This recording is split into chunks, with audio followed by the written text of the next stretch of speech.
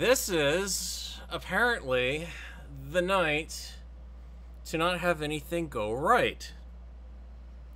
That was hard lock number 2. Driving along, and out of nowhere, game just locks. So, bear with me again while we get everything set back up. I'm sure the game does not have anything saved yet again. And we're going to be sans the music on this one, because I don't know if this could potentially be a problem with the changes I made in that setup. So, you know, VLC is running a Lewis script to do the now playing bit at the top of the screen, and we'll just roll out VLC or that script as the potential problem. Or OBS trying to read a text file constantly. Take your pick. Yeah. There are some nights that Clang is just not going to let go of me. Oh, great. Yep, here we go. Now. Space engineers, stop trying to be helpful. You're not being helpful. Why are you doing this? I might just have to go back to Battletech at this point. I don't know, guys. I mean, this is... my high settings back. And yada, yada, yada. That's all good for now, just to get me back up and running. Audio's not screwed up. Thank you. I don't know what's causing it. Either way, I've also flicked on the AC in case for some reason the system's getting overheated, which also reminds me I should be keeping an eye on that. I have not turned up my my overclocking from my overly cautious settings yet. Just because I wanted to be sure everything was really stable, and backup rig has been handling this weather pretty oddly this summer, and let's see just what the system is up to right now. GPU 127 degrees Fahrenheit, CPU 115. All the cores are bouncing around 99 to 130, 140. Yeah, we're running a little on the hot side. Let's see if we can... Hey! I might actually have a vehicle here. I don't have to redo all of it. Sean, you haven't so much walked into Clang as cousin Basad. You know, I keep going back and forth on what the heck is wrong with this computer, and like I said, I've been working on this last week or so, because 2 of the last PvP streams I blue screened to death on. There's been crashes left and right, and first we thought it was the PCI Express lanes, not having enough of those, basically. That, you know, the video card's trying to pull 16. I had the Elgato pulling 2, the Auto-G was pulling 1. So the problem is those have all been ripped out of the system. So the only thing that's potentially sharing PCI lanes at this point is my NVMe drive. And I am, in all honesty, if it weren't for the fact that blasted NVMe drive is more or less trapped underneath the CPU heatsink, which basically means in order to pull the NVMe drive, I have to actually yank the entire heatsink out. I would have pulled that thing out and already gone back to my SSD, because, in all honesty, guys, I don't really see the difference on loading or anything off of the SSD versus the NVMe drive. It's not that big of a change there. So, not exactly sure what's going on at this point, but yeah. I almost feel like I should turn up autosave to every 2 minutes at the rate we're going here. If you guys do happen to run into problems and need to know whether I have crashed or not, keep an eye on the key, because I do have my Discord is open on my other computer, which is not in the process of crashing repeatedly, so I usually will say something in there that, oops, down we go. Meanwhile, no music, so you get to listen to all Farrell all the time. And Mr. Farrell is going to be incredibly self-conscious about all the moments of silence now. Oh, here we go. There. Yep, now we don't have the world rendering in. Thank you for that one, Keen. Alright. If I'm sitting over there... Oh, good grief. And then you turned on all the warnings again. Yeah, there we go. Okay, so I've got block limits off. Reduced quality of deformations and voxel changes because of adaptive simulation quality. In other words, I dared to load the game. Oh, for God's sake, seriously? Just go away. Why do you... Show warnings in game. Show warnings in game. Game is insistent to show me warnings. Alright. Let's see, where are we at with the wheel settings? I don't know if this is before or after I had these guys set to right speed. Nope. Before the right speed. Anyways, speed limits. 80 to 100 usually, just because right off the bat that's usually the... that would be why this is going nowhere fast. Because the chocks are still under the wheels.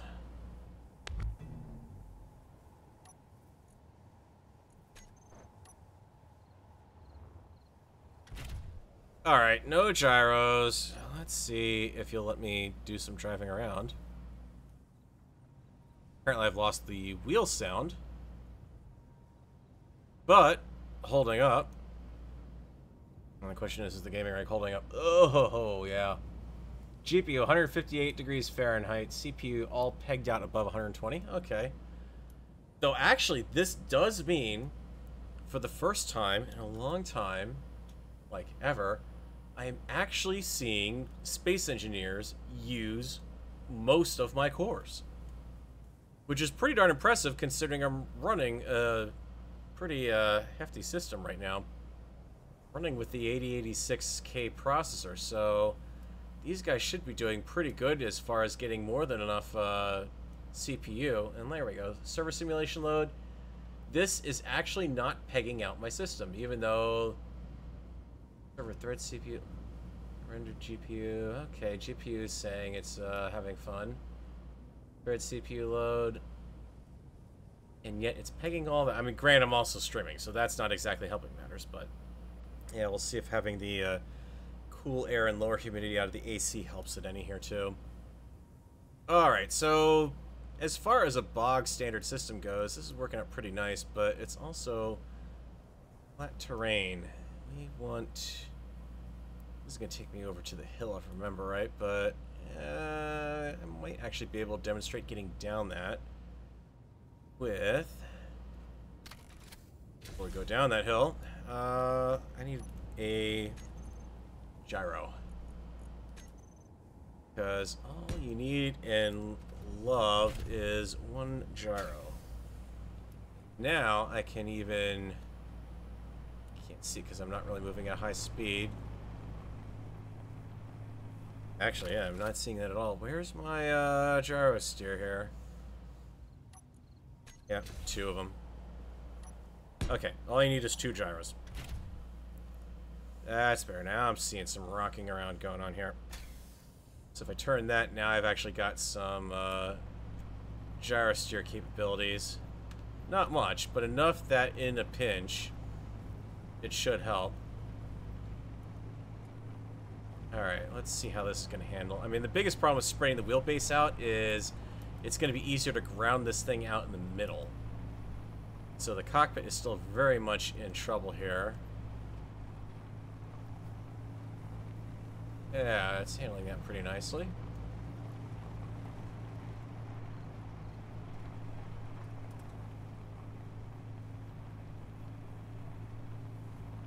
All things considered, it's not doing too bad, which is usually means that this is the part where I turn the speed up and go for a little bit of a fly when I don't intend to. There we go, this is nice bad terrain here. Yeah, took that without a problem. Landed that one right on the front wheels there. Didn't even need the gyro steer for that. Ooh, rough terrain. Give me some hills.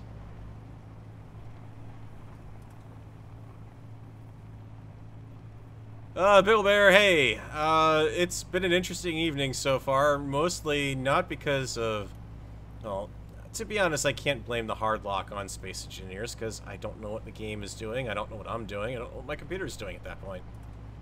It's not happy with life at some point, and randomly has been locking up. Now, here's some bad terrain. Oh no. How am I going to deal with this? Without a hitch. Now, of course, this is not a fully loaded Rover 2, so the heavier wheels are going to have more durability on it.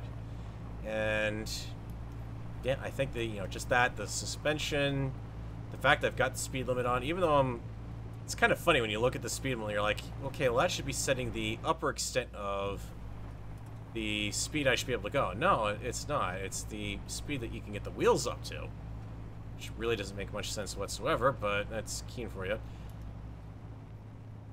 But all things considered, I like how this is handling it. It's doing a good job of just taking this straight on. There's going to be some washboard terrain over here, I bet. Yep, there's some nice bumps. Bit of air off that. See, don't have to do a heck of a lot in this game to get a Rover that works. Yep, there's some glitchy voxels there, just sticking out like a finger. Oh, I like this one. I like this. Take it, take it. This is where grounding out in the middle is going to be a problem. Yep. Okay, let's see if I can hold it here. Yes, no, possibly. Well, we go in and... now let's play around with the speed limit. Let's put you a little closer to default.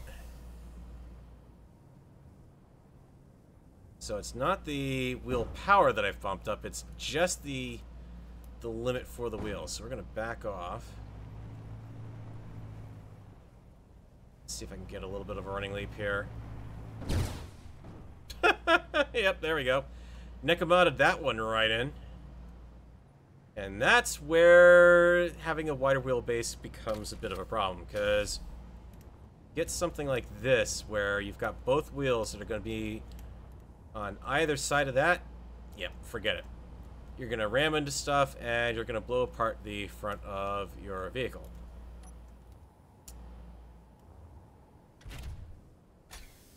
But you know that's not going to stop me. Okay, that might stop me. There goes the solar panel. I am climbing this hill. I am not climbing this hill.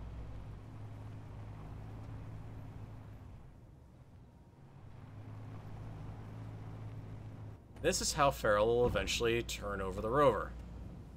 Yep, there we go. Gyro steer to get the wheels on solid ground. Nope, doesn't want to quite. Can you do it? Remember not to steer while you're doing that, by the way, because if you steer, you can't pull it off. Yep, there goes another end. Okay, yeah, we're just falling apart here.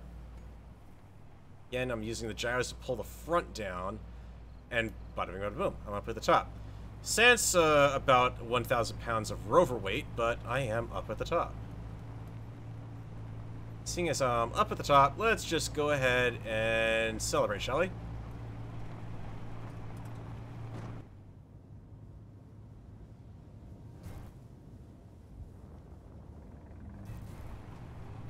Handles that fine enough that it gave me the Doppler effect on the sounds for it.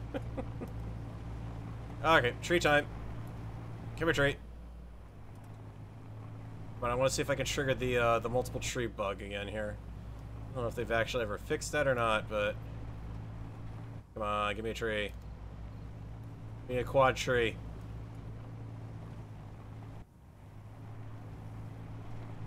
Super realistic physics. Yeah, tree, just bounce it with the tire, it's good. Just nick it a little bit and it'll be fine. Look at that, no problem whatsoever. Mow the lawn like this. You don't need a tree stump sure. So this works. The problem is that, I mean, this is why you see stuff like Wasted's design, where he, she's going faster than me for a while there. You see him do things like have wheels in the center. Because, well, honestly, you kind of need it. Oh, suspension did not like that. Take a licking, she'll keep on ticking. Can you tell I'm just trying to buy time to see if my computer's going to hard block again? I did, you're absolutely right, driver. The more bits I lose, the lighter the rover gets. Alright, what I really want to do is get over here to this mountain. And, oh, there's a tire. I finally caught up with that. Just random tire. The tire appears in its natural environment, rolling along the ground. Oh, scrape the bottom there. There's a little more. Okay, I'm at least gonna give the game a little bit of a break here. There's grass over here, which usually means this should be a lot less of a problem to get up. Except for the hidden washboards. Because Keen likes to do things that destroy your rovers. Board. Ah, come on. Come on, game. You know you wanna... It's completely gyro steering to get over that. Yeah, let's just go up this way. This looks nice and nasty. Stock settings, the only thing I've got is slightly higher suspension and the speed limit. More than enough. Oh, here's some more crap. Let's see how you handle this. Perfect. Right over it. I went out driving with that little black... there's some more. The black van I started off the stream with. The black van. I call it the A-Team van because I did try to paint it a little bit like that van. It got about 2/3 of the way up to a tall mountain on another area of the test build. Not a single problem. Had no problems getting over there. So, oh, here we go. This is washboard sideways. Come on, Rover. You can do it. Not if you ground out like that. This is the last time you saw a Rover driving sideways in this game and actually managing to make it through that terrain.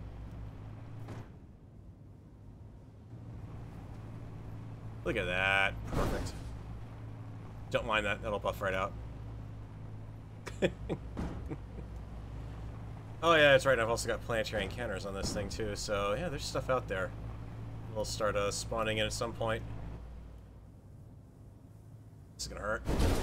Oh, there's some... Yep, I took that fall rather badly. Oh, come on. You can handle this. Yep. Oh, landed it. I don't have any solar panels left. I am still carrying all of my cargo, though. I haven't lost the cargo containers yet. I'm sure that's a matter of time.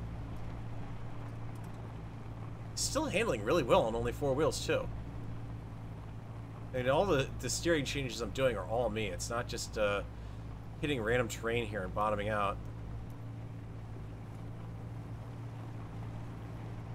You're so used to just flying. There we go. Oh, yeah. That'll do it. Yep. There we go. That's probably...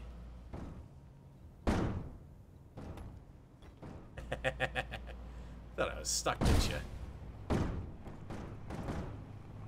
Gonna be perfectly fine up until those batteries of the reactor goes. Well, actually, one battery. I can lose the reactor, I can lose the battery. So this is what you can do in the game when the LOD's not getting all bugged out. I don't need no parachutes. I'll just ram this thing everywhere I want. So, yeah, where's the jump drive? Yeah. No, this is the jump drive. This is what it does. Is it just jumps around from place to place and has no problems whatsoever navigating any of it, even though you look at this thing and you'd think it'd be falling apart by now. Yep, there we go. Another big chunk.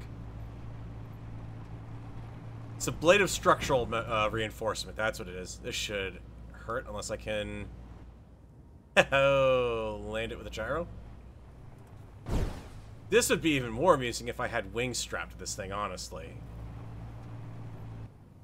Yep, another back end.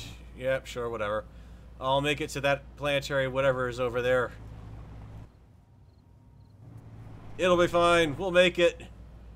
If you've ever seen that Top Gear thing that Jeremy Clarkson did, where he did the whole "oh, I'm late to get to the ferry" thing, and he was driving like an absolute madman. Well, I mean, stunt madman. Yep, there we go. We lost a car container too. I only just realized that.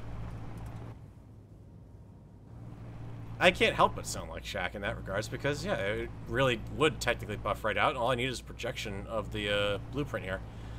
So, this works. With some caveats. One, the cargo area is forward, which is not ideal for distributing the weight when she's fully loaded. Two, it's also vulnerable, should I take damage. Three, while having padding... You know, keeping not having a bumper really sticking away from the wheels does help. It is not also foolproof. You can very easily still smash up stuff, and even though you think, oh, I give myself a nice wide wheelbase with big wheels, I should be fine. No, it's still tricky because Keen has yet to give us a block that can actually survive being used as a skid plate. As much as I would like to have something like that, you know, like I don't know, say possibly a blast door block that could actually work as an actual skid plate. Make it invulnerable to, or mostly invulnerable to voxel damage, and that would work just fine. Scouting outpost is 4 kilometers away. I can make it. Only dropped, you know, 4,000 kilograms off the way to the rover. Of course it's falling apart with every hit take. I mean, I'm driving recklessly to prove a point here, that you can use rovers in Space Engineers in ways that, you know, are completely insane. There's no way I would ever take a ground vehicle. Let's see if I can actually get a two-wheel stand off of this here. Come on. Come on. There we go. Almost. There's no way I would be driving a rover like this in the real world like this. The damage system for the rovers is just ridiculous, and so is kind of the construction system when you think about it. Wheels are just kind of wonky. And you know, this is obviously also, it's lightweight. It was thrown together with no real structural cross wiring. It's definitely not something that can be taken into combat, which is going to be the point I'm going to be proving in about 2 kilometers here. Assuming I make it. I see a lovely little bit of... Keen likes to do this kind of terrain once in a while. Have you ever seen this? It's just a straight up wall in the terrain. And you can see there's trees half in and out of it, and it's perfectly straight. It goes on forever. It is completely, even with the, hang on, I might be able to do this. Get that front wheel up there. Come on, gyro steer. Oh, I broke something. I see smoke, but... Oh, yeah, there we go. It's ridiculous. There's absolutely no reason for this thing to still be going.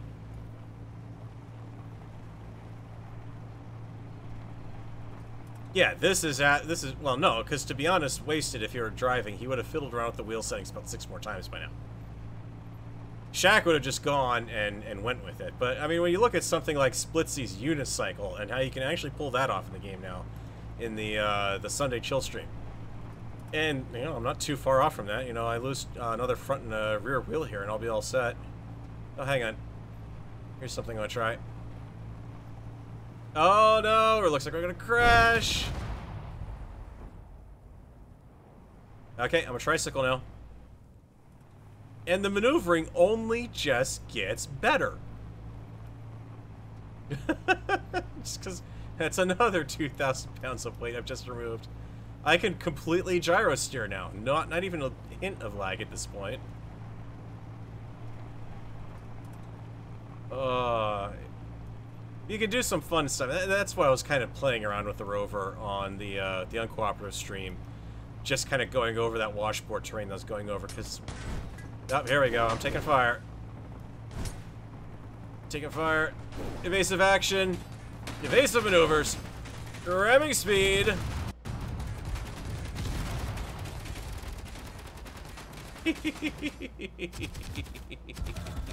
Hello. Okay, that's quite enough of that now, thank you. Alright, so, yeah, now that I've made the locals angry. Alright, let's just kind of go over a little more serious of an attempt here. Maybe, just maybe, I'll actually get something that can go into combat and not be an absolute pig of a vehicle to drive. Wouldn't that be nice? Actually, you know what I really want to do? I want to have some fun with this one. Because there's something I alluded to at the beginning of the stream I would love to do. Because it is completely and utterly insane. May need to call in some assistance from an aerial vehicle to pull this off. To give this a little bit more background. And yeah, I am going to try to do this a little bit seriously too, guys. I'm not going to be derping around like this all stream. Let's go with a fine game. I'll let you do the mirroring this time. Reason why I'm going to need a lot of wheels on this thing.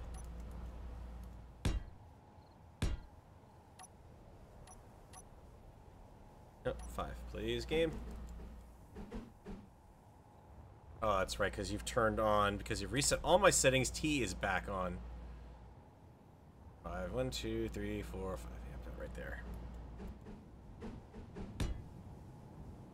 Close enough, not perfect, but oh well, that'll be the steering end now. Because the other little inspiration for vehicles that I've had, because I have not done many of them. It's very few and far between I've done vehicle designs, and well, the first thing that I can really pull out for any vehicle that I've worked on, not necessarily actually not a full creation of my own though, is the blue something or something from the Sumo episode of Engineer Wars. So we've got that as, honestly, this is kind of the hallmark of a good sort of setup in my mind, because the center of gravity is nice and low, which, let's see if we can turn that back on. Center of mass, please. Yes, no? Nope, nope, nope, nope, not gonna show it to me. Okay. Thank you, game. So we got that, and then we also have 2 seconds of detonation, which was my entry into the Demolition Derby Engineer Wars episode, which was horribly imbalanced and definitely no longer suitable for use because the skirt on it now grounds out against the ground. Suspension strength has since been nerfed. But, you know, for what it is, this worked out pretty good. And underneath the scenes, the other problem is also it's very ridiculously fragile. The fact that this thing lasted as long as it did in combat was a bit of a surprise, but that narrow body design kind of works. And now what I'm thinking about doing is, just for a bit of fun, let's see what happens when we take, keep in mind the middle wheels are going to not be, they're going to be propulsion only, they will not turn. And yeah, good, you have done that. Let's see what happens when I give it a 5x5. Let's get on the right side here for starters. See if that, it's pretty good clearance there. That hits the ground at about the same height. Maybe a little less than that, but you know, if you can't have a wide body design because of the grounding outside, and you can't have a narrow body design because it gets all tipsy around corners and likes to go cattywampus randomly, why not both? Side so it mirrors properly. This is Feral Derping Around with Rovers. So, I would put something there, but I don't like the clearance between the wheels. And the other thing I need to do is have a bit more of a platform here. Actually put stuff on. And reinforce the sides a little bit. Can I? Yeah, I got clearance between that. The suspension has some travel room. That's good. Pop off that bit that's sticking out. So we still have a little bit of a front cushion here. Not as big of a one. Almost tempting to actually bring... Actually, let's do this. Knock those out. And let's... kind of... Come on. There you go. Let's really do this up kind of ridiculous here. A bit of a tapered nose this time around. Not that these things ever hold up doing it like that, but... So now I've got my front suspension cushioning, my bottom suspension cushioning, and back suspension. Actually, yeah, we can even remove the back entirely, because this works out right, then I don't need any of that. I have padding on many levels.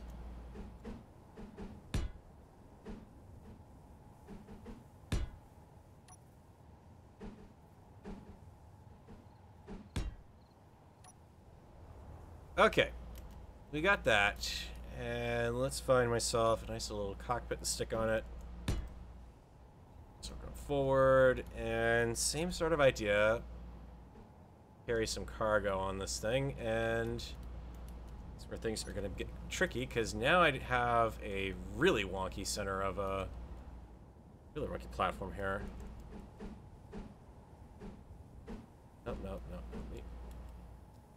Eventually I'll randomly rotate it into the right spot and everything will be perfect. Could put it there, but I think I need to...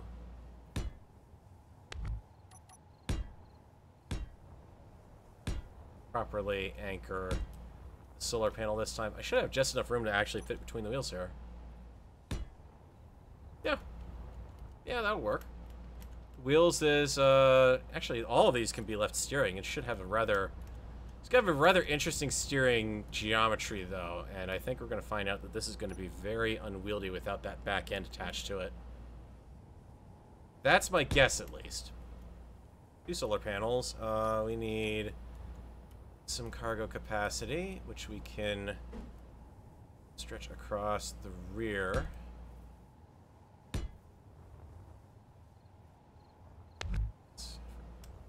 Yeah, thank you for removing the solar panel when I had the cargo container very clearly highlighted. That was very handy, game.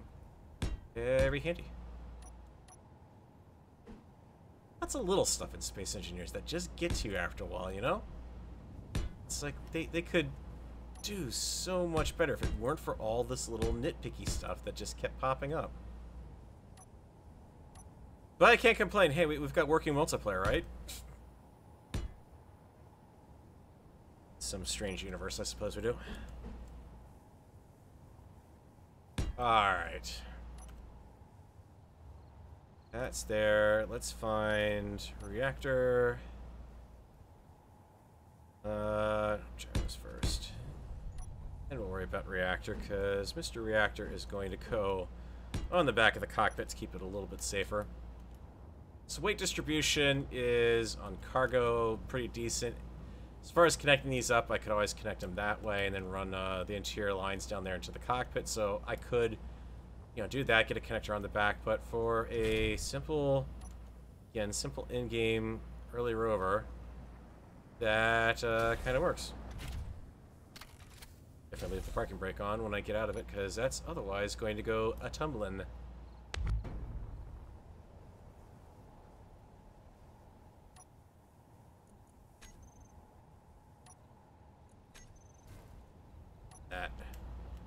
Otherwise, I'm just going to have plates left all around the world here. Wheels. I'm not going to need to do anything on these guys other than drop them down to 120.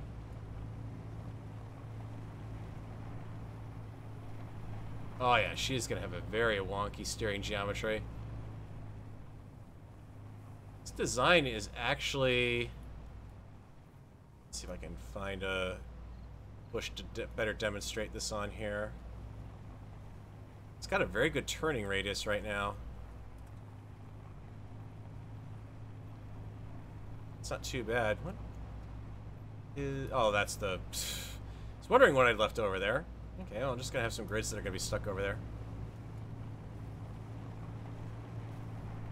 Yeah, I can do wheelies on this. Look at that. Okay, yeah, that definitely is shack driving there. What do we have for terrain out here? Oh, beautiful. I like some of what I see over there. The great thing about this design is I'm going to try to see if I can well, not rock climb, rock fall with this one. Yeah, nuclear reactor right behind my head, no problem. It's just a part of the vehicle location properties of the vehicle. A little bit of a glow in the dark, you can tell who's piloting these things. Oh, there we go. Oof. That was a rough landing. Oh, yeah, that steering is definitely acting wonky on this one.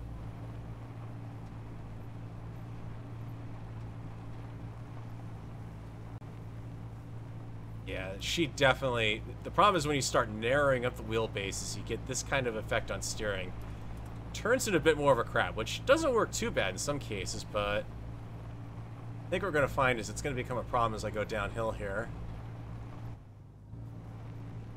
Okay, I let that one nosedive. That was fine. Alright, let's slow down to a safer pace.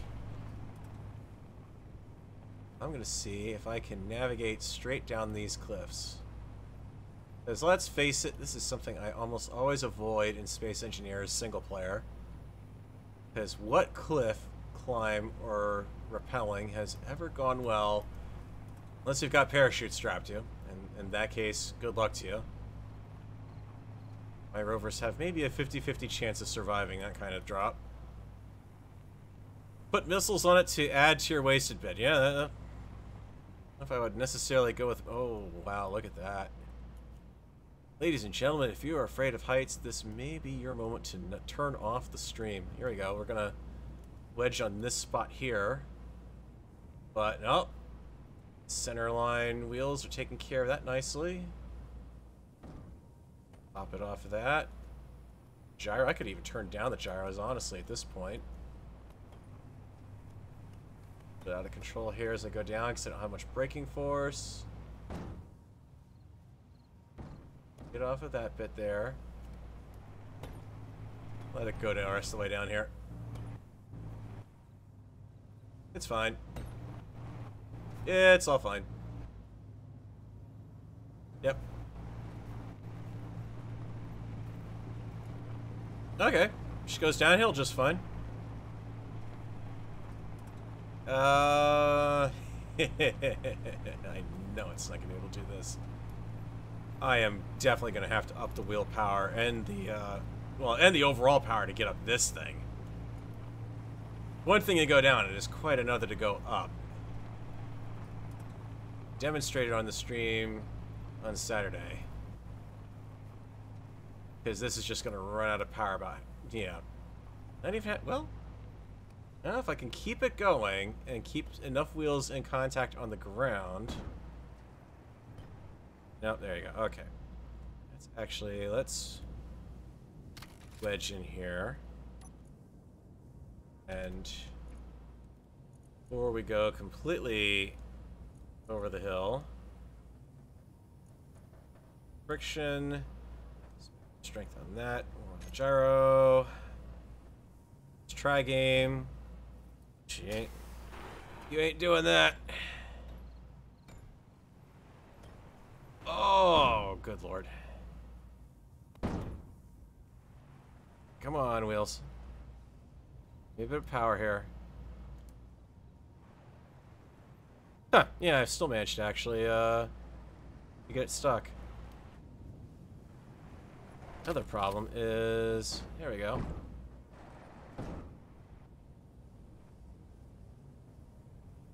There. Just fine. Challenge is keeping it flat as I can going over this stuff. So I have a nose down attitude. Wheels on the ground whenever I can.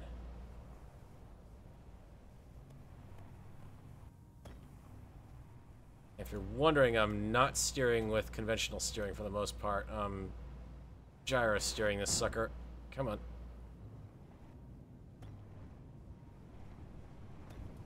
She's got the friction, she's got the wheel power at this point to pull this off.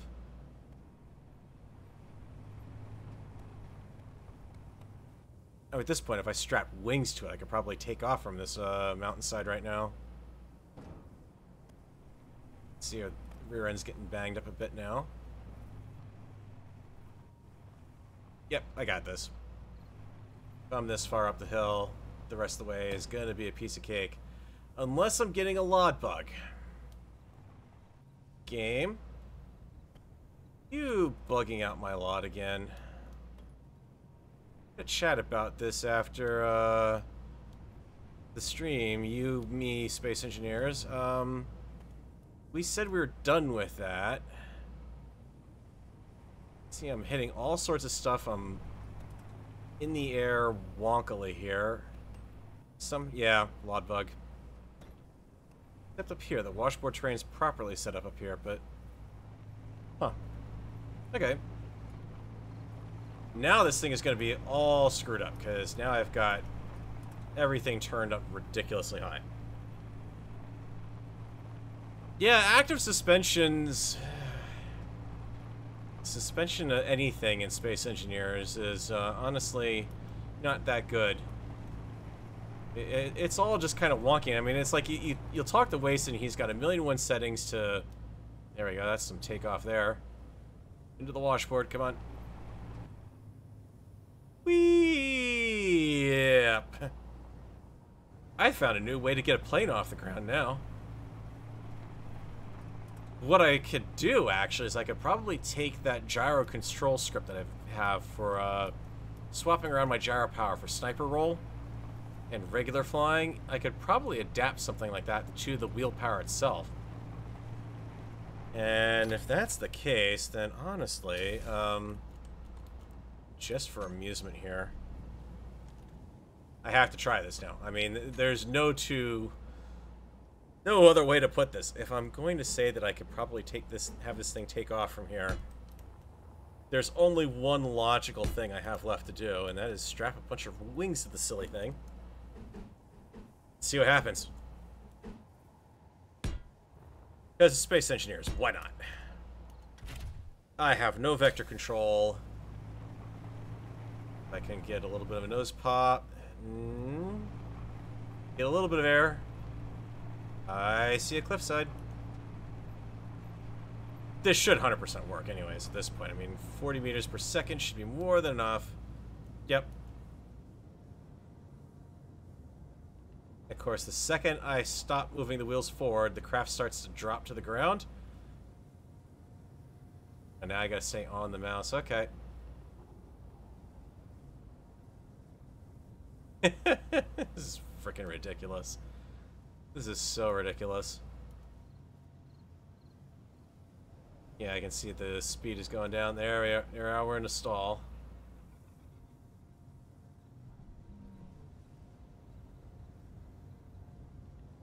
Okay, we can fight it. We can fight it. We can make it over here.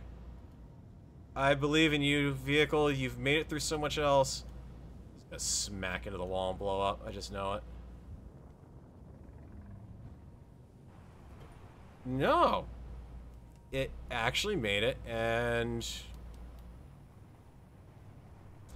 this is apparently my day to have Space Engineers just completely surprise me on everything. Assuming I can get some grip back on the wheels here. Come on. Let's see a slightly better way to go over this way. Come on. Grip. Of course, the problem is every time I get a little bit airborne, those wings are probably trying to kick in, do their thing. Uh-oh. come on. That's even worse.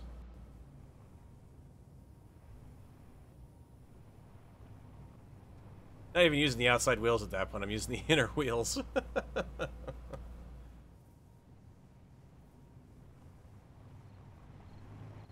Okay, yeah, I know, Lucas, this is not the stream you tuned in for, because it's working.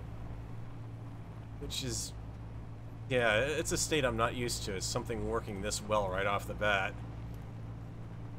Honestly, if I could just strap an engine or two to this, it'd probably be perfectly fine. There we go. We have a little bit of a takeoff.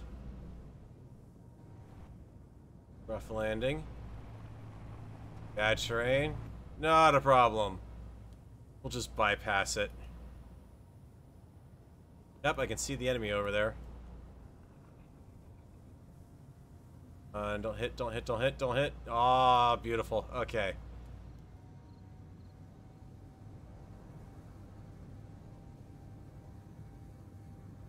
You know, for brick, it flies pretty good. And then, things lock up. But not a hard crash this time, guys. Space Engineers has just crashed the desktop. Could not cope with that at all. There you go, Lucas. That's the stream you tuned in for, right? Oh, that's lovely. Good shot, Keen. That just, it up and froze, has done nothing. And, yep, not even running in... nothing on the desktop for, oh, hey, would you like to submit a bug report? Nope, nope, nope, nope, nope. Can't have that. Okay, let's relaunch the game. That's funny as all heck.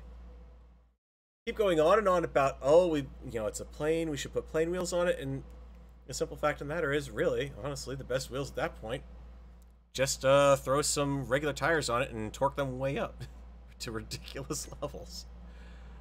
Let's see. Oh, this is going to be a fun recovery on this one. Hey, we're going to load you right into the cockpit halfway across the gorge.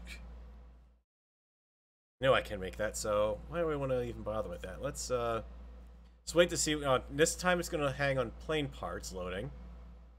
Random mod every time that it just hangs.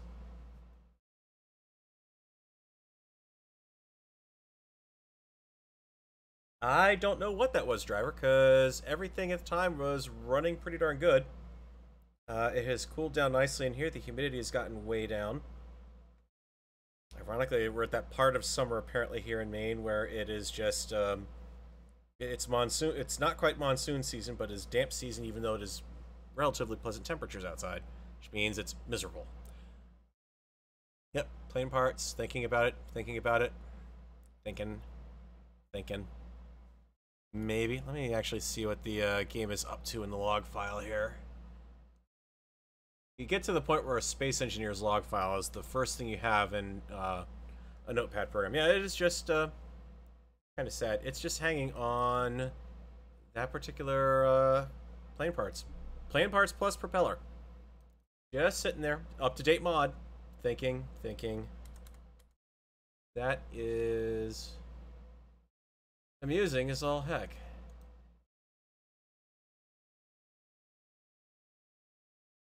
Okay, there we go. Just as I'd reload the log, it suddenly sped through and jumped way ahead. Including, let's see, it hung on that. Now I'm going to load in here in a second, and I'm probably not even going to be thinking about going back into the game, so I'll probably, could potentially crash here. Maybe. See what's gonna happen. What did it lock on? It locked on plane parts. Okay, so yeah, downloaded some file. I've actually got a downloaded file with a handle of some sort, which I'm going to be guessing is probably internal reference. So maybe plane parts plus propeller had an update out recently. I don't know, but let's see. Advanced Doors mod pack, DX1 ready. Nope, that loaded that just fine. And yeah, you thought I was gonna crash, didn't you? Nope. I got this one. Gyros are definitely a beast on this thing, though. Come on. It's a nice terrain down there. We want to go down and... that's almost as good as the hover engines as far as the takeoff and landing there. That's beautiful. Yeah, it hit that. It downloaded the file, so I'm guessing that's a mod update for the plane parts propellers. Then it moved on, but it sat there, according to this log file, for the better part of over a minute to download a file that it's telling me is pretty darn minuscule. I'm not even paying attention to where I'm going here at this point. I'm just kind of wandering around while I'm letting the reading the other screen here. So whatever's going on tends to not... Well, that little bit was definitely me, but I'm just letting the plane sort itself out here. Yeah, you even get a good enough run up here. Oh, this should be fun. Come on, I want to try this terrain out. This is ugly terrain. This is like the worst kind of washboard terrain to have a vehicle in.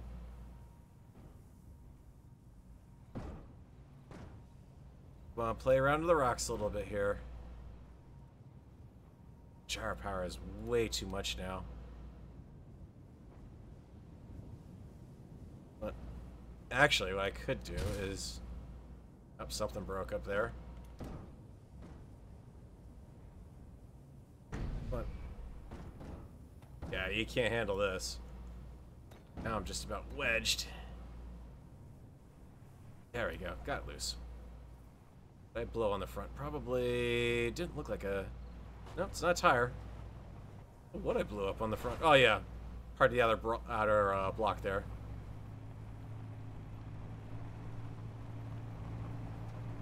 See, I took it out. That's just a little too long to download a 10 meg update. A full minute seems a bit, you know. I mean, it is Keen, so what can you do? Oh, hey, we're going flying again.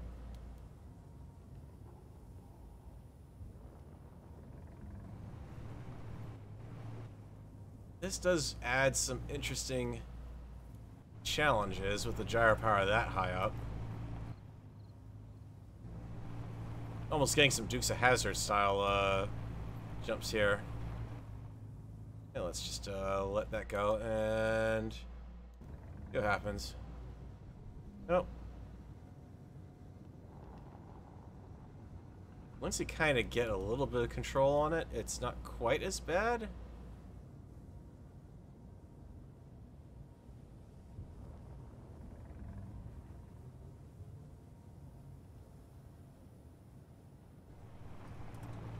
Like butter.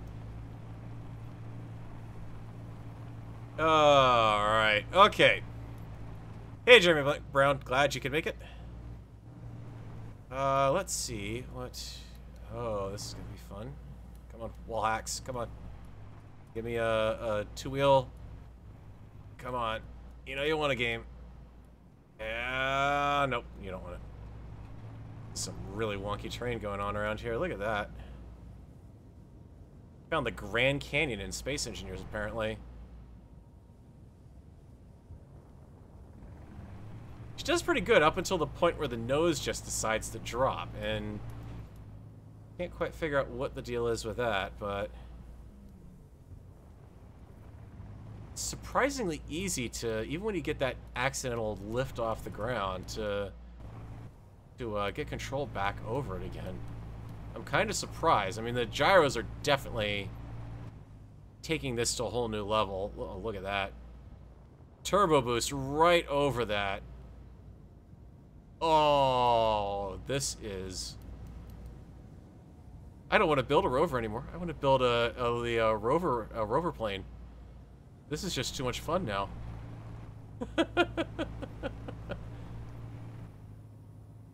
I'm recreating all those lovely turbo boost jumps from Knight Rider at this point now, let's be honest. That 8-year-old kid in me is absolutely crowing in happiness right now. Yeah, I don't know what the heck that terrain was back there, but that's some pretty impressive terrain. I'm gonna have to seek that one out at some point later. I forget what world seed I used for this one when I spawned it in, but kind of feel like if... I mean, the problem is if I put more wings on this, it's going to tend to lift off a little more than I want it to. I kind of inadvertently found the sweet spot for this thing right now, honestly. Where, you know, you hit these little bumps and you're just skipping right across them until that... And even that nose down that it did there was perfectly timed. So I can get the air, and then it's almost like it recovers itself just in time. That's smooth terrain. Forget the smooth terrain. I want the chunky stuff. Here, game. Give it to me.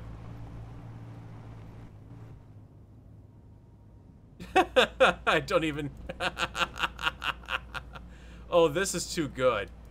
This is far too good. I have to play around with this some more now. This is... I mean, to be able to just sit there and go full speed at something and then just skip right over it like that, that's perfect. I need to find a way to give this more control when it's in the air, though. Especially this part where it does nose down. Because that is a little on the annoying side when that does happen. Yeah, right there, that nose down. Almost feels like gyros need... Let's drop their power back to 50%. Keep everything else where it is. Still can't believe this thing is going. That should make it a little more controllable in the air. If I do... There we go. Trade a little bit of speed for lift. Ah, perfect. Yep, I can still maneuver. Okay, let's do... Normally I don't indulge in these kind of acrobatics unless I'm in a thug or one of my atmospheric ships, but oh, this is just too much fun. Directional control is a little bit of a problem, but it's just like steering a you know, an actual plane from plane parts without damps on, basically. So you control where you're going and your angle of momentum with pitches, so that way your steering kind of really adjusts things a little more, and then every now and then you just kind of correct to where the wings are telling you to go. It's not even a struggle to land this thing right now. It lands itself. Oh, there we go. There's the pitch down I don't want.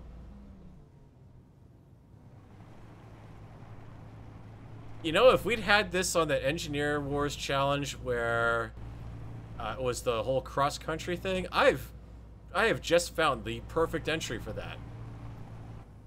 I mean, this is beautiful. I don't need a parachute. It flies itself. I mean, granted, back then on the multiplayer client that we had at that point, it would have been absolute crap, but look at this thing. This is perfect. Okay. Slow down, slow down, slow down. Stop. And all of that and the extent of damage. Let's get out the welder. Take a look at what we've got here. I have that block, mostly cosmetic damage. Nothing, nothing, nothing. This thing has come through this whole mess like a champ. No bad damage there. I know it's grinding the... Okay, the rear end did do a little something funky with a half-built block somehow. I don't know how. How did Space Engineers pull that off? I didn't have a grinder out at any... Oh.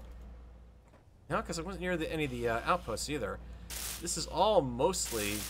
Okay, that's the worst damage block so far. Is that one? Don't ask me how that one disassembled itself like that. Oh, I'm getting... Oh, I see what happened. This block got deformed, the half-slope block here, and it turned this light armor slope into a construction state. Good job, Keen. I don't know quite what happened there, but okay. So, net sum of missing parts, all told, is that. Okay, this is getting saved because I am far too easily amused by this. Let's give this thing a proper paint job, though. Since black and red seems to be my theme for ground rovers, let's just stick with it. That just was working. I mean, granted, the second I put cargo on this thing, it is going to be all manner of cattywampus. It's going to go all over the sky unless I get it very, very well balanced out. But that is... Oh, sorry, I should be doing this in mirror mode so I don't have to repeat a lot of the work I'm doing.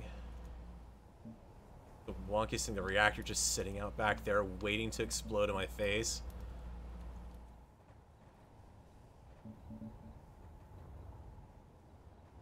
And just for the heck of it. There anyways. Okay, there we go. What am I gonna call this thing? Because I'm keeping this. This is way too good of a thing to just pass up. This has got to have some sort of funny name, and not a thug name, because this is not a thug craft.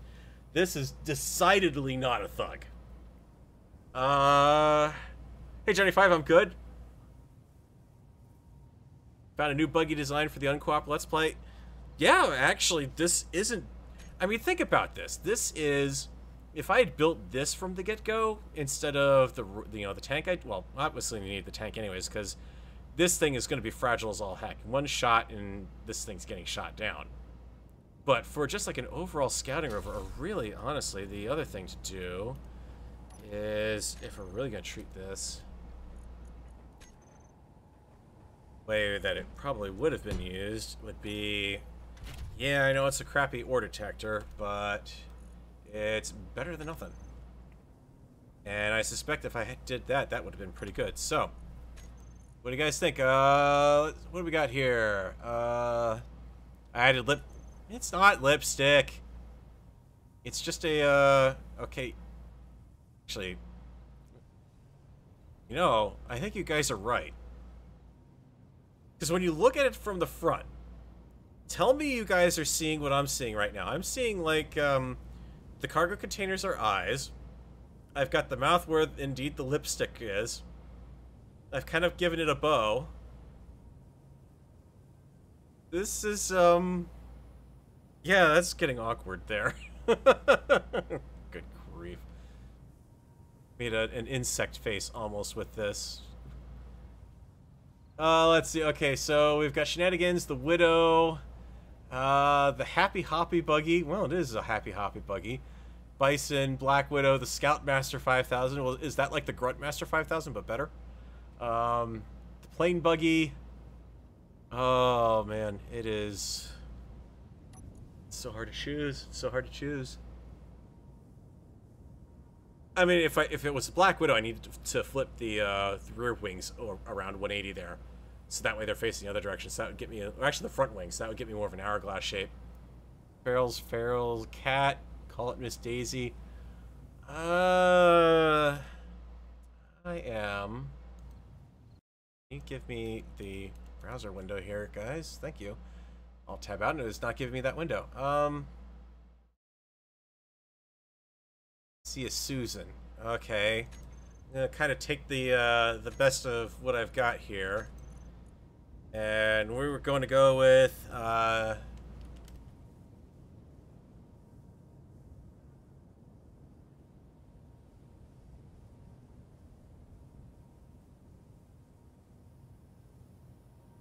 there we go. M. Bison Susan's Happy Hoppy Plane Buggy. I got a couple of different suggestions in there.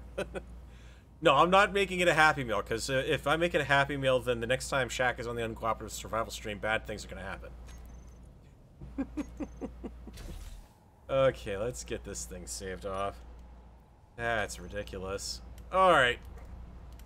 Actually, no, I take it back. There's one other ridiculous thing that I could do with this design. Let me get a rotor. And yeah, this is gonna... There's going to almost guaranteed be a detonation happening from this when I wire this up.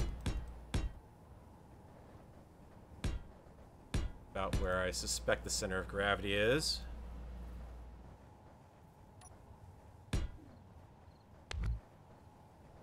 And I should be able to, on said rotor, do something that I really should not do.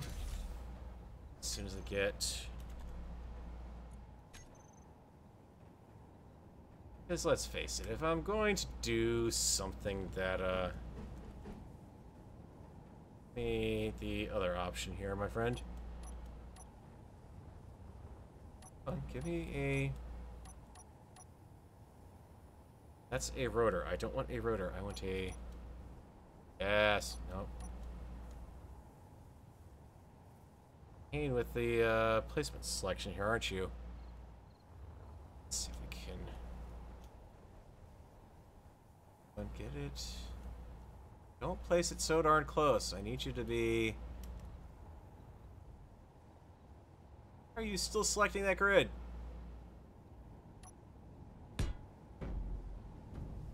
Yeah, that's not gonna work. Hang on. Let me bring in a helper here.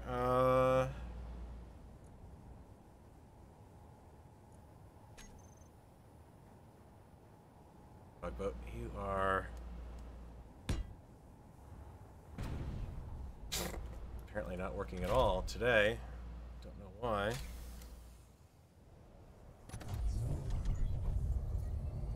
Because your power's off, apparently. Also, you're completely glitched out.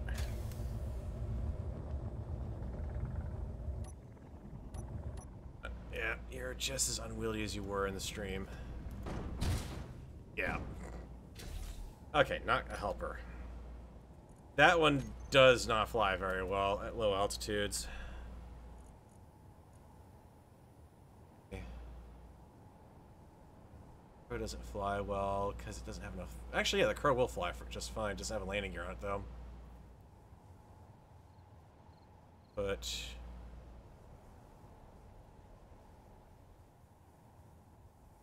yeah, the lad should be able to pick it up.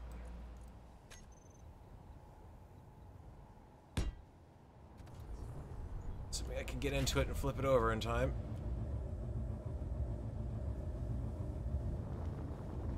And... I didn't put landing gear on you either. What the hell was I thinking back then in those days? That's an easy fix.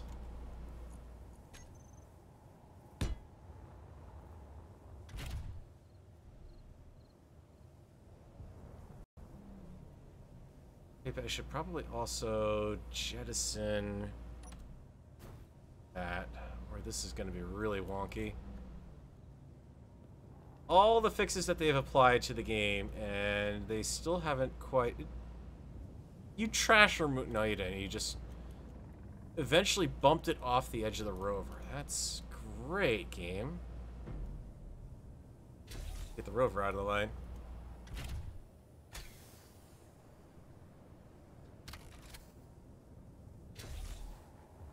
All the improvements to the game, and this particular ship, which is one of the first ones I ever did that I put on the workshop, it's still all manner of wonky and screwed up and does things that no other grid in the game should. And again, I'm also attempting to do something that no other grid in the game should allow. You guys know what I have to put onto this thing, right? No, you're not having any luck with that at all. That's okay. You're...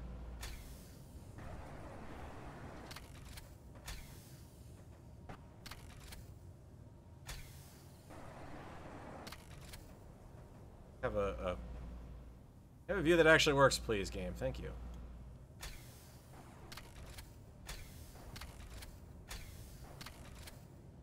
Looks all manner of ridiculous.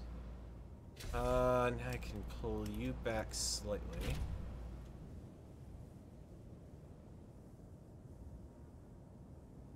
Down as close as I can get to that rotor. Should lock, right? Orbital drop buggy. That would be... Actually, yeah, I mean, this is kind of... Well... With the gyro tumbling would be a problem going down into orbit. That would be my only concern. It would basically fall uncontrollably until you got enough air under the wings to actually make it work. So that is... It's doable, but it's... Oh, there's the clang I wanted to see. Thank you. Why you decide to lock to that orientation instead of drag the attached grid down, I don't know, but...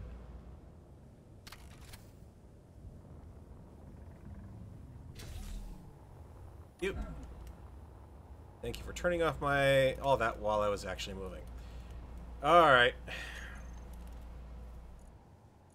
You had to know it was coming to this. I mean, let's be honest. It's one thing to be able to simply say, yep, I can strap a railgun to... You didn't see that coming. Oh, who did not see that coming? Look at it. It already knocked out the gun, too. Game doesn't know what to do with that one, so... Oh, this means only one thing can be done in response to this. Not doing it, game.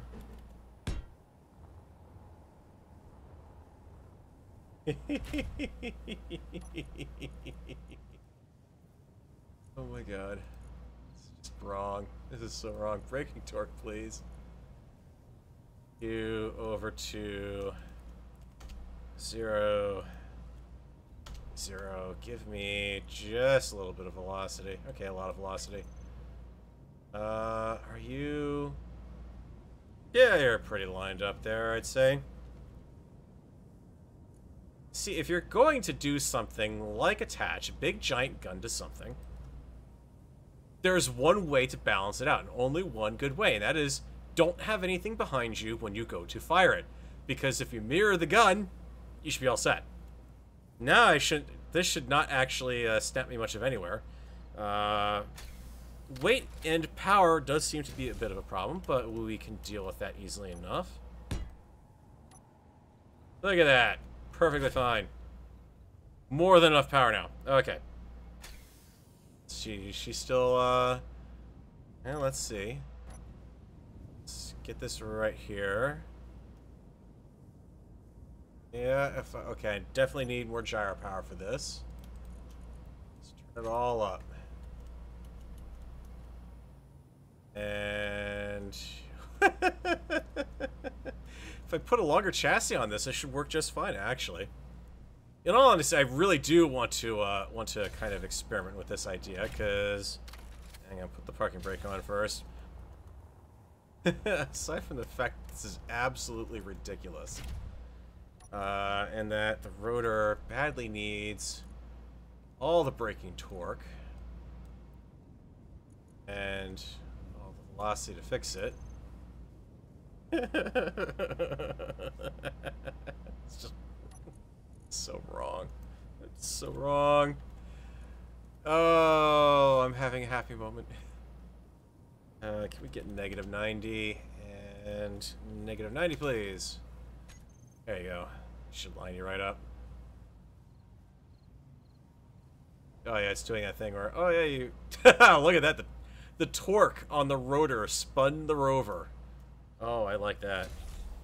That's good. Okay, let's give this guy some genuine extra support. Cause he's gonna need it. Know if I'm giggling this much, this is probably going to be a really bad idea. But a really good idea. I mean, at this point, I'm also pretty sure this thing would not fly, so let's be 100% truthful here. Alright, let's see that. So those wheels have the normal default settings on, so that's good. Alright, let's see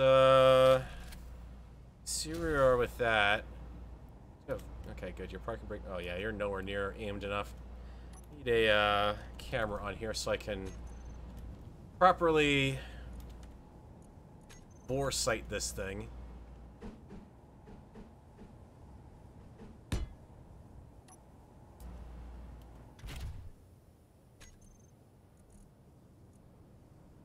So you put it on the other side, because I did.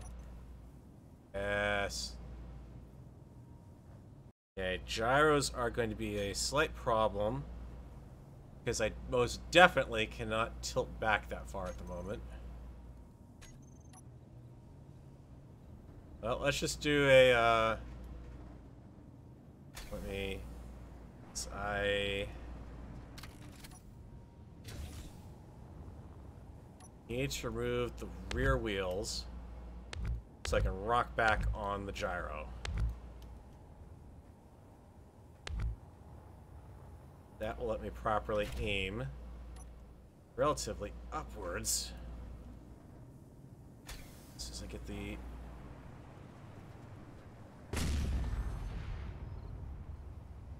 Worked! I have no power at this point. She's on her own now. I can't believe that worked. Oh, that's... I can't believe it worked, but I can't believe, game? I never put any batteries on here. That's probably part of the problem. Yeah, okay, you've settled down now. You've got the,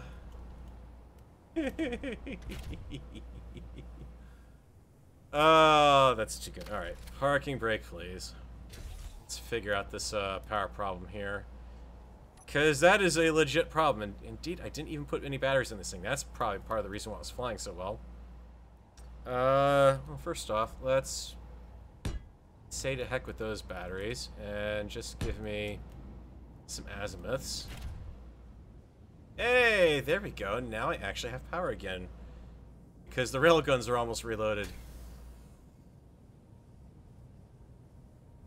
Oh, she's acting wonky as all. I think it's because I probably have those weird wheels backwards. Hey, there's some silver down on the ground there. Okay, let's see if I can hit the laddie over here. Sneaking up on the target, it is unaware. Now I can't pitch forward though. Nope. Missed with that one.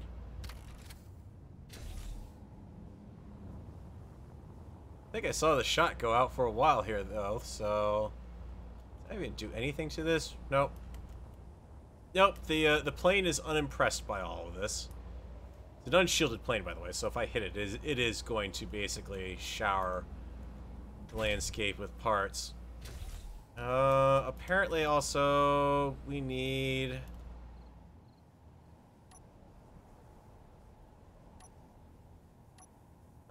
can you give me... Yes, that's what I want. Oh, yourself, game. Alright. Nope, you're still not gonna be able to do it. I forgot these railguns are ridiculously power heavy. So, let's... Got the front end. Let's take off mirroring and remove that. So now I am ridiculously front end heavy, but I've got the front end suspension holding it to cancel that out. And the railgun's much happier with that. Good. I like that.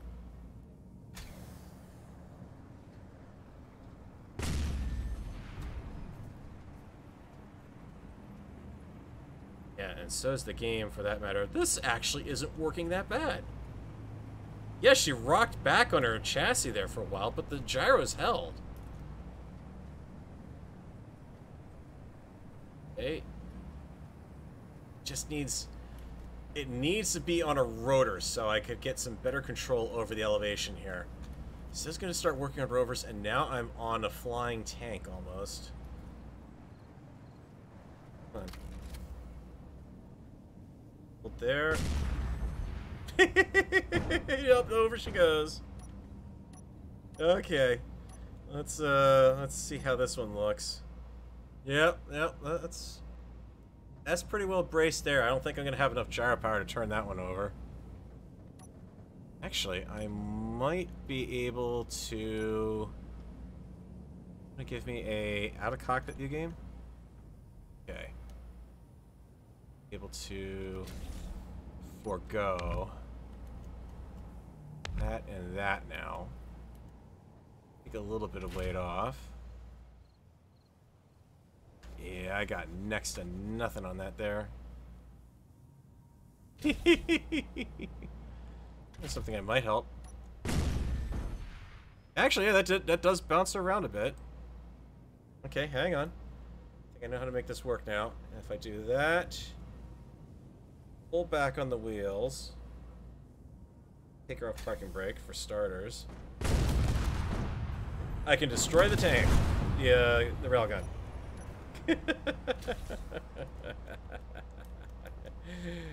Okay. Enough fooling around. That is pretty fun.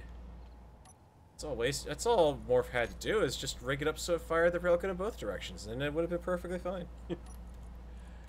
Alright, let's get rid of this. Oh, actually, maybe I did hit it. I did! I did score a hit! Right through the center, right through all the ridiculous number of small fusion reactors that I did on this thing, or nuclear reactors. Yeah. Cored it right through the middle. Rail didn't actually do much damage, though, when you look at that. That's kind of... I mean, it did tear off both large engines in the back, which is why it's on the ground, but that's still kind of meh. Huh. It worked, though. It actually worked. So, that is proving to be interesting. Yeah, we can definitely call that a resounding success, Bugbear. Big old, I just called you Bugbear. Wow. The Feral, his mind is overcome in absolute glee at what he's managed to pull off. So, now I'm kind of thinking, we've got a little flying rover that we can take around. You know, even knocked...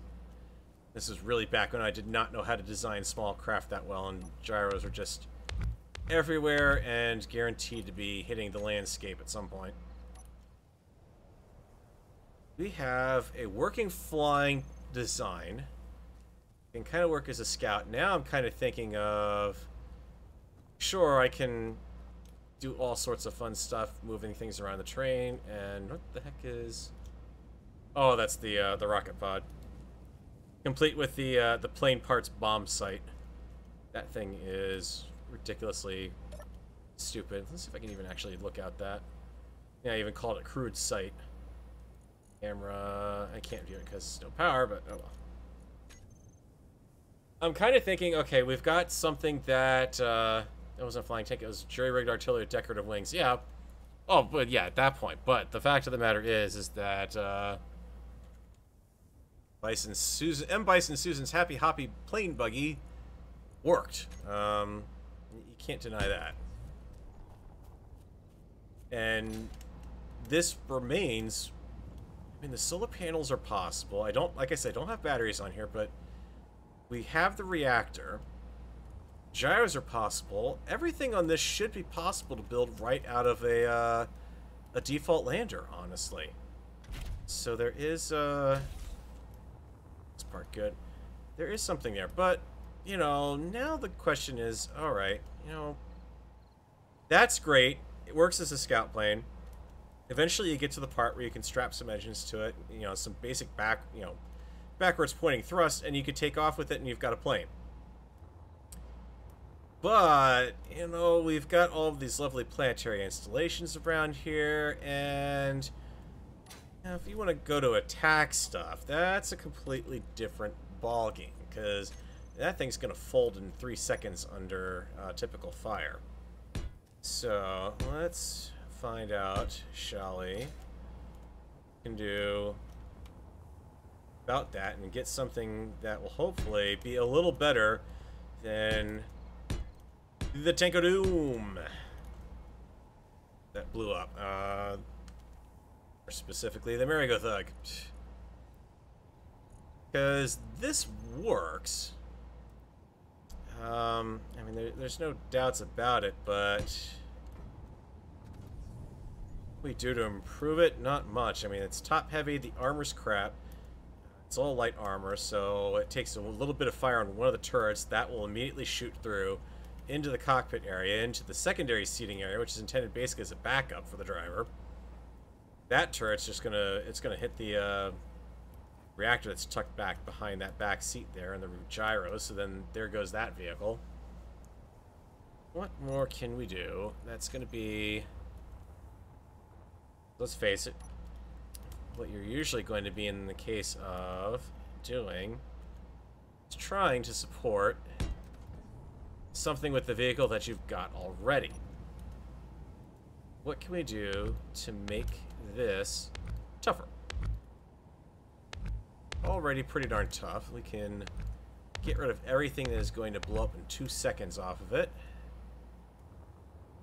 And I think right off the bat we have to acknowledge the fact that we do need an additional set of wheels on this thing. And I'm thinking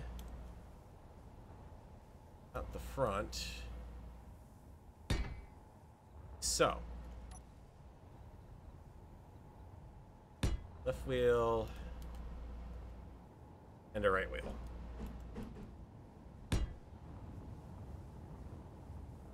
Alright, so we got a little bit extra. I mean, this is going to be kind of borrowing a little bit of inspiration from the Thug. Now we've got a cockpit mounted way far back, and do I want to go with the shields? I didn't go with shields on any of the craft that that we put on the Uncooperative Survival world, because frankly I didn't have the resources to build any of them. The shield components, that is. And I don't think we even said bringing it down from the trade surplus, which I also have to remember whether we've got Izzy off up there or not. If we just pulled all of the interior plates off that thing and we don't have Bob or Izzy working to rebuild those, it's going to be a long couple of episodes in a short while. Let's get you back up. Coincidental painting while I'm at it. Turret worked out pretty good, and I'm kind of thinking, why mess with perfection? I'm going to do it slightly different. I'm going to use an advanced rotor on this one. Just because it's going to look cooler. Let's see, let's get the zeros facing towards the cockpit. Now it's up front. Put you there, so that places you over most of the load. Oh, that's just gonna look absolutely silly. Actually, if anything, what I could do... Oh, yeah, that's right. Because it does suck up power stuff. I was thinking about putting a connector on the other side of this and doing the connector setup that Worf did, but that is the problem. The railgun draws so much power that it's unless you've got too large well, not too large, but unless you've got reactors and batteries on board, it's just gonna pop off the second you fire it. So, you really do need to go ahead, do good old rotor tricks there. Let's see. Give me a rotor part. See you directly underneath me. Like so. Large ship grid.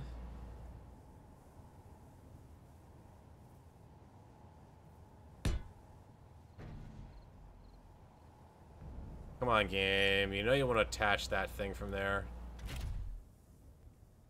Right, you're going to be nice to me on this one. Perfect. Oh, first try. Don't need no lifting craft to fix that. Raking torque all the way up. Let's get this thing. Different angle. Yeah. Well, isn't that interesting? My angle.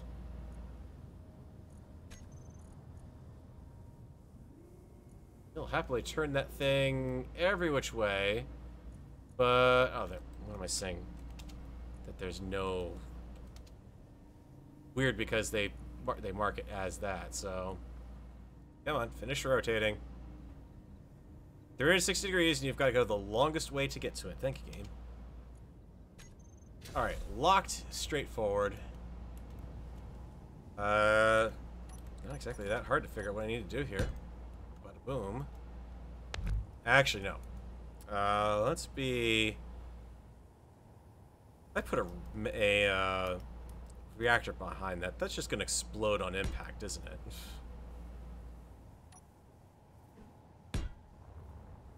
That'll look look at that hunch down on its wheels there. And a little more. And 8. And now I get to play fun games with Mount the Railgun. Because the mount point for this thing is incredibly silly. Let's see, yeah, you're not going to be steerable if I do that. That's a nice thought, but actually can. This should, if I fired it like that, I would have to expect the cockpit to get crushed there. There's no way that should be allowed. Let's see if we can.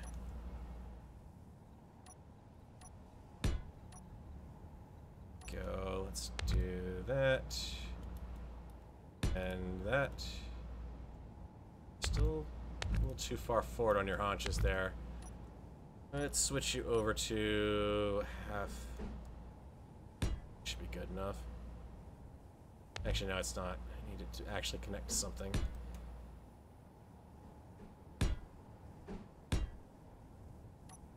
This is ridiculous. This is so ridiculous. But it has to be done. It absolutely has to be done, guys. Alright. That is off its rear wheels, heavily on the front. So I think that means I need to move those reactors a bit further back.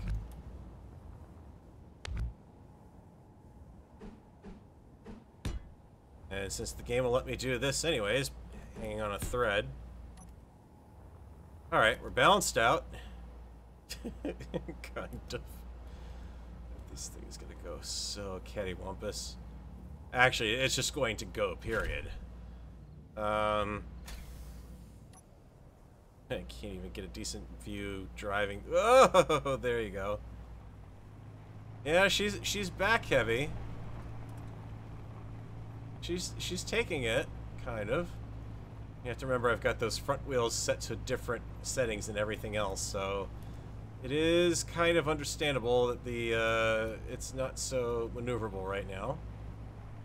That's okay. I will take the slightly more patient route around. Oh, and down she goes.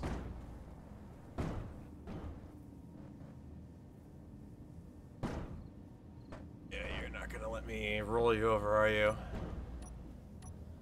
Come on, game, give me. I have my out of cockpit view, please. I know this is all manner of screwed up right now.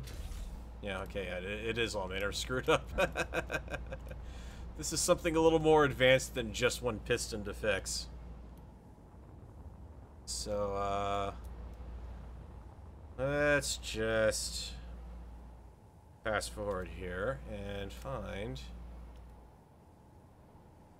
where am I on the planet? Probably far away from this place, I'm willing to bet.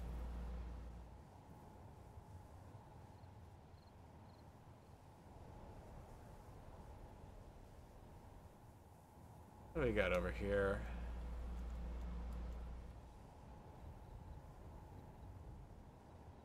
Ah, refueling station. These things.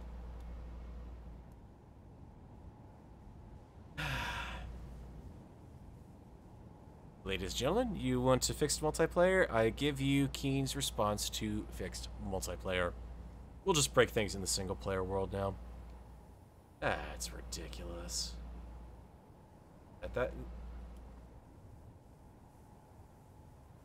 Render the interior turrets just fine, but you know, Gatling turret? No. That's too hard. Alright. Come over here, a little Rover of Doom, and let's have a chat about trying to get you. Good, you actually are going to be right where I want you. Okay. Just because I want to see what this thing is going to do. Mostly flat target. Oh, that's what I'm missing. I am missing a camera to aim. Also very, very necessary.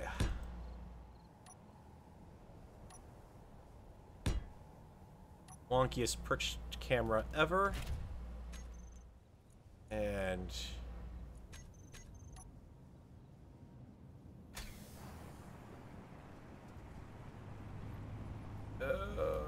going up the hill, not so easy. And I'm in range already. Oh. Evasive maneuver. That was an evasive maneuver. That was not evasive maneuver.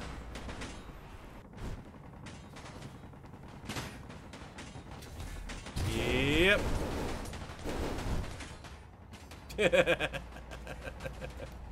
Oh, look at that. I sent the reactor tumbling there. Beautiful. So yeah, as far as using that as a offensive weapon, that's not working very well. If your only offensive option is to attack from uphill. But we'll give it one more go. How hard can it be? Apparently very hard. That's right, I can put the camera on top of this one.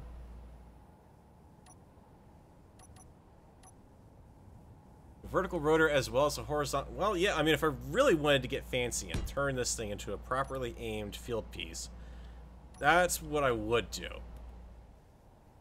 But as far as trying to build this on top of an existing rover design and just say, you know, okay, I've got a design I want to try to take into well, I've got something out here I need to attack it, and this is all I've got, but I somehow magically have the resources to put a, you know, a cannon on it, you know. Come on, unpark.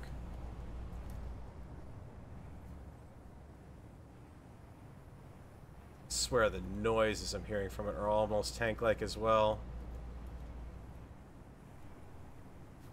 Should tip over.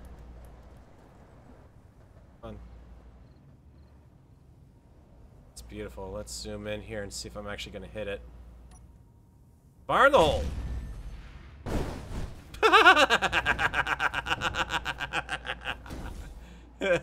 Yep. This is what we call, in Battletech, a one-shot SRM launcher. Oh, I did nail it, though. Look at that. I didn't take it out enough, because it's still happily shooting away at me, but... And because, you know, bullets are completely imparting of massive amounts of inertial force. Yeah, I did do some damage to that base. Let's bring our eye in the sky over. Yeah, you're shooting me, big whoop.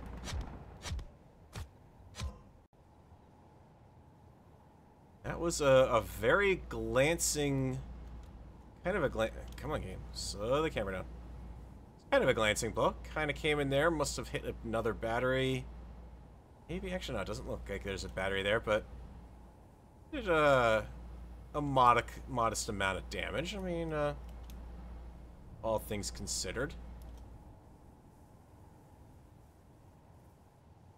But as an artillery piece, I think that has very clearly failed. Short of stacking the other railgun on back of it. I mean, again, let's be honest there. If I'd had a railgun to counter the balance of the fire, that would have worked perfectly fine.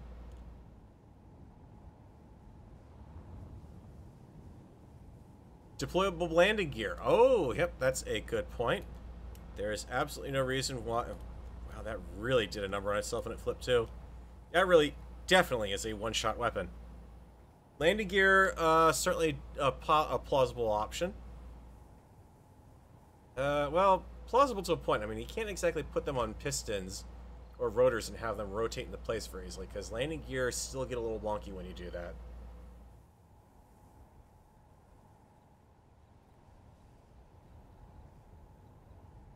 I don't have to face anything I don't want to, Strith. If I think that the railgun should be perfectly acceptable small vehicle design, I think it should be that should be entirely doable. But just wow, that is. It's gonna take some serious tweaking to make this work. So let's go back to our grid here. This definitely is not going to work with the existing design that we already have, but that's okay. I have crazy idea. Okay, maybe not so crazy. It should be relatively obvious what I'm going to try next year. Let's go ahead.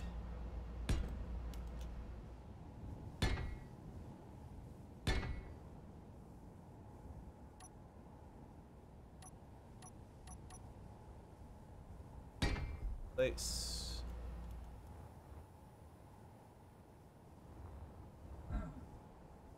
I don't care if you're not happy with that. Silly little engineer, you've faced far worse.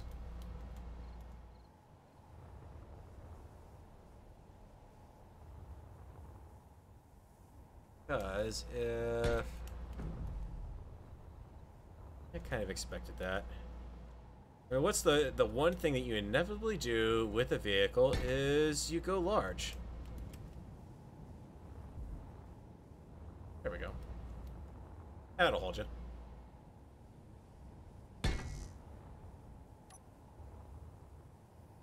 And if I'm going to go large,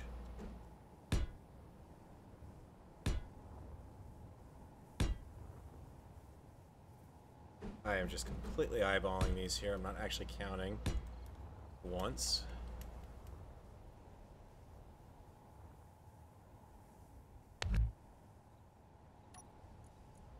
That. Okay, that should be enough to keep this design pretty much flat. Now comes the next question is, can I succeed with that rotor again? Mount that right over that midpoint here. Do it in such a way that I can see 0 is facing forwards. Perfect. Head. And let's upgrade this slightly. Say slightly, but the fact of the matter is not very slightly.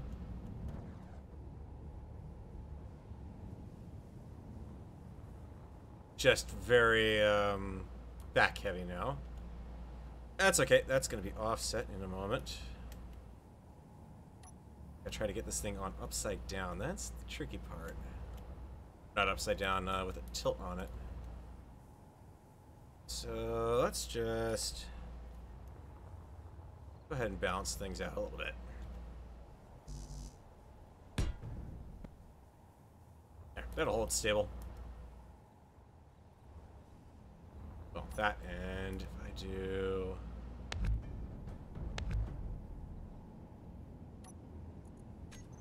There. Now I don't need you at all. Silly things with Feral 101. Blast door blocks at the end of piston. Okay, yeah, I could see that. Well, that'll keep me... That would...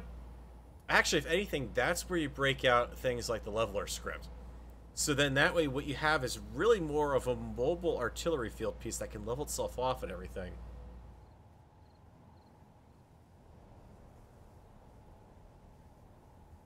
Because, I mean, obviously we do have... let me see if I can... Yeah. I do happen to have that particular bob setup here. The one that's got the self-leveler piece built on it.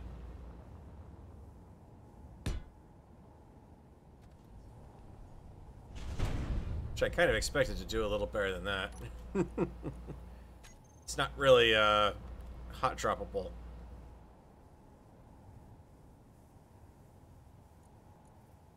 But this is the one that you hang on a tick here. Supposed to be able to drop. Let's see. Sorry about that. Been trying to fight off a little cough there. Let's see what we got. This should actually take care of itself, right? I'm assuming this is actually working. I don't think we've tried it since the multiplayer update. I do have scripts installed, so Theoretically, it should be capable of leveling itself off while I'm doing this. Let's look at 6 and get that stop laying on this thing. Above it. And switch to... Good, so you are indeed pointing down.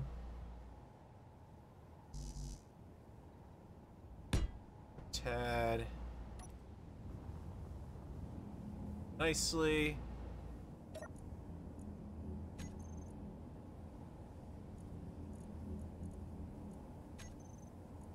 Hatchet. Braking torque. Velocity, if you don't mind, game. Set you to 0. 0. Right angle, 0. Okay, so relatively lower platform at this point. So I'm not trying to hide a cockpit behind it. Let's go ahead and give this thing something a little more like a proper turret this time around.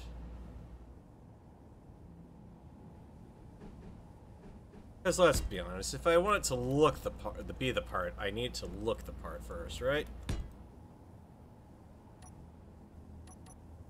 Let's see, I should have 4. Should be doing this with mirror mode also, Farrell. That would probably help. What if I build a gimbal mount for... Oh, dear God. Yeah, a gimbal mount for the railgun. I mean, in all honesty, yeah, if I really wanted to go crazy on this, and this is more like wasted level of crazy, is by all means, yeah, I should have some sort of... Mirroring or not, thank you, game.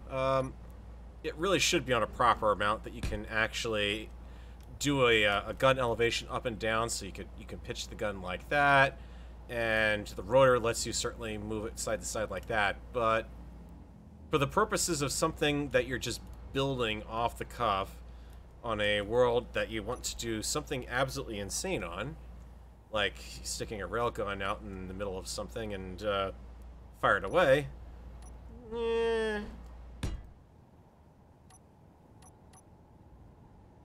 this is supposed to be, you know, a little more fun than serious than anything. I just want to see if we can actually make this work in such a way that it's not going to completely flip out. So, there's our railgun. Let's also... going to pave the deck here with some azimuth batteries.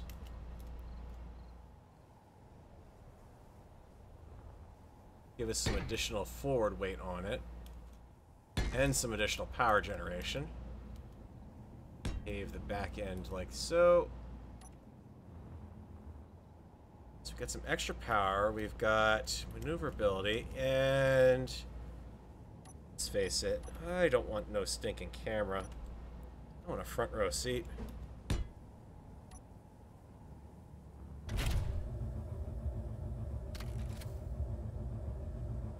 Would you like to actually turn off the parking brake this time? Yes? No? Oh, right, because I'm on a rotor. Never mind. Forgot about that one, didn't I? Hang on. Let's plop down. I know I have that. Pretty sure I have that script. I have the wheeled subscript. Right. I should have that one.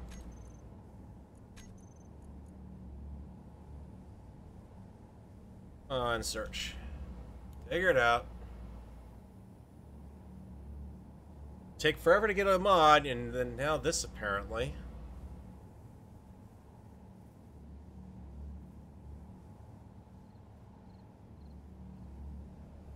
Hey, Weston Gamer. I never saw Real Genius. Also, I'm not seeing Real Genius in here right now. Come on, Keen. How is this still...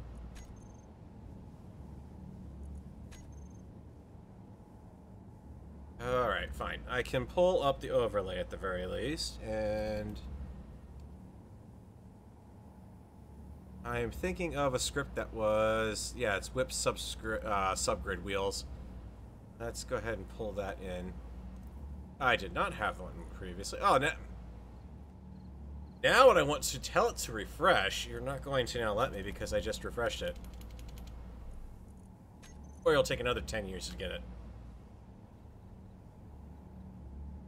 I don't know whether to blame Keen for this or Steam at this point, so I'm going to blame Scheme.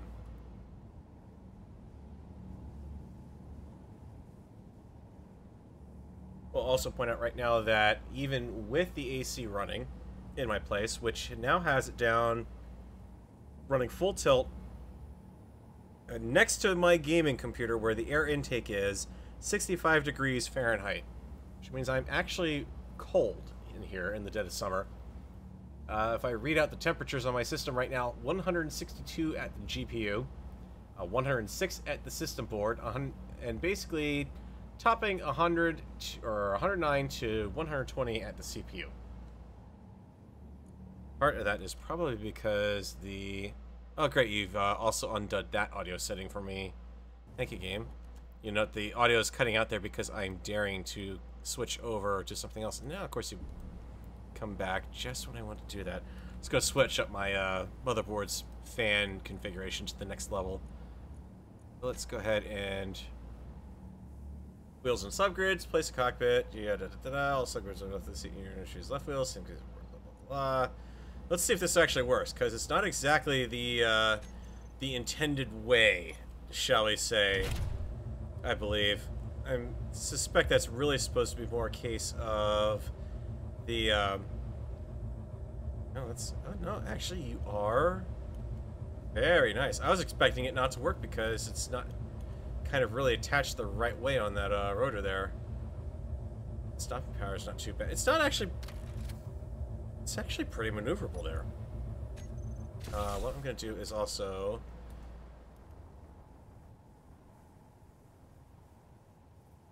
Shooting at me from that distance.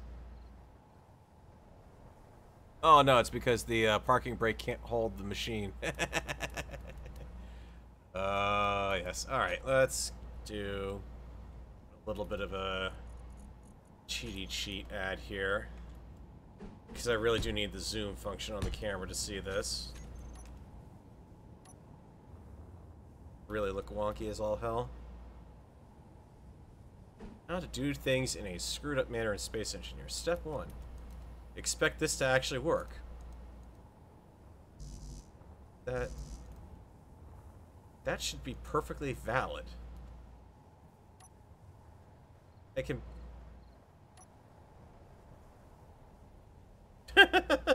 Just randomly creeping backwards. The vehicle is possessed. Doesn't want me to do this. Let's see if I can get the camera on the front here then. It's a little less than ideal, but it'll also give me an amusing, view if I... Well, before I even do this... let's...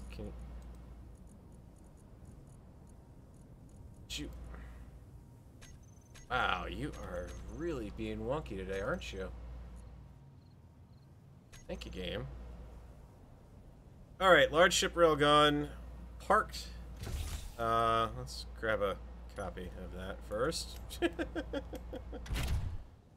Firing in 3, 2, 1. Not bad, not bad. Recharge rate leaves a little to be desired, but we can work with that. Because I do have... add some centerline weight to it. That should help out quite a bit. Battery is charged in a couple seconds. Alright, let's try this again. In 3, 2, 1. I'm liking this. On the move. It's reloaded.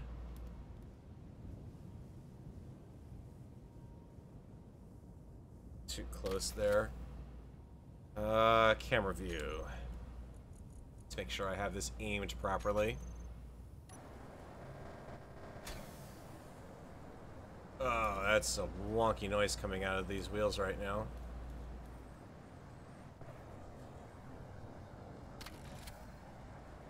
Okay, that should be about dead on. Because you have to remember that the cannon is firing from above. Also, it doesn't apparently honor the parking brake, amusingly enough. Because I can nudge it just a little bit. Now that I know I'm not going to go ass over tea kettle here, firing in 3, 2, 1. Dead on! Waiting for a reload. Back it up just a bit. Good. In 3, 2, 1. Dead on. This is working surprisingly well. Let's just see what it's going to look like from the side when I fire this. This is why I really would like to have my other rig up and have that Elgato capture card, because I could show you a spectator cam view while I'm actually firing it from the cockpit here. Let's see what that looks like. Seen a little bit of sparks flying in there, and you can see the suspension is having a hard time with this one. So let's try, see if I can do anything about that here, because that really is hurting it. Yeah, you can see the script is constantly adjusting the propulsion override at this point to try to keep me in spot. Let's give the suspension a little more strength. There we go. That got me back down to the bottom of the arc there. And fire! Ladies and gentlemen, I give you the small grid with the large bang howitzer, I guess. This is not bad. This really is not bad. Now I can... It's got enough... Look at that, I've blasted through it already. Aiming, yeah, that's now the only problem, is that it is a direct line of sight weapon at this point. So getting her aimed is a bit wonky. And some of this is also just the script. I mean, it's never going to manage to fully replace... Come on, girl.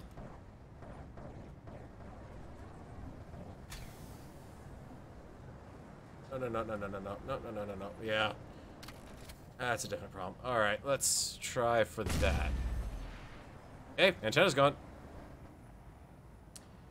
Okay. That, successful prototype? What do you guys think? That worked better than I thought once I got the kinks worked out of it. I mean... Honestly, I'd really more expect the rotor at that point to fail, but even the suspension's holding up to that sort of, that punishing rock back and forth on it. Not seeing anything really kind of damaged or anything. I mean, it's not an all-terrain vehicle by any stretch of the imagination. This thing definitely not going to work very well with that. But now that I've got that, can I get this thing to work properly? Properly, I mean, can I actually get... I know there are scripts on the workshop. I've never messed around with them for doing, you know, basically set your own turret up. Be able to have full control over it. Knock those loose. That, because what I think I'm going to need... Figure out how to do this in a way that's not going to really screw things up. That has to be there, because I don't dare try to offset the mount point here. Oh, I wonder if I could. Having really evil feral thoughts here. Because, I mean, if I've got to do this... Let's be 100% frank here. It's also, before I be frank here, let me go in and make sure that I've got these rotors set up properly, because otherwise they're going to just immediately fall to the ground. Braking torque, please. You guys know what I'm going to do now. Now that I've got this to work, if I do this, actually get the design lower to the ground, and be able to aim it. How bad did that stress the suspension down here? Do I need to turn up? About average. Okay. So then what we do is... This is looking... There you go. Yep, game did not like that. Say no, no, no, no, no, no, no, no, no. Oh, Keen. You promise so much, and you deliver some of it, but then every now and then, it just doesn't quite do all that well. You did bookmark that, right? Or blueprint that? Showing up as a small grid, probably. Sort by creation. Nope, I didn't. Of course not. That would have been a smart feral thing to do. Alright. It's not like it's going to be that hard to set it back up, though. Oh, hey, look, the leveler's finished, by the way. So I could see something like that working, and then you'd have a tower on top of this piece that could fire off at the given direction, but, yeah. Let's see. I need... Build you up again. Let's do it this way. I think this will work out a little more better in terms of self-writing to a certain point. Or not. But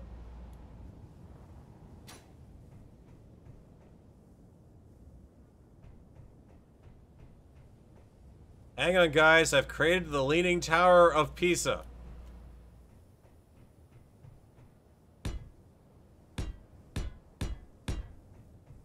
Every now and then, you just get those little moments in SE that you just feel horribly, horribly entertained.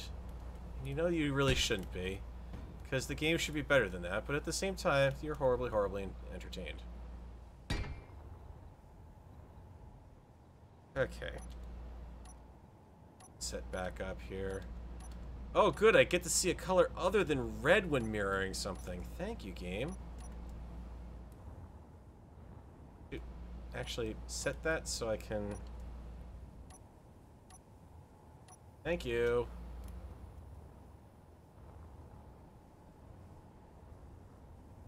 Oh, it's too wide. Not that hard. You can do it, game. I know you can do it. I'm not being thrown around like crazy because of the jetpack speed. I can do it.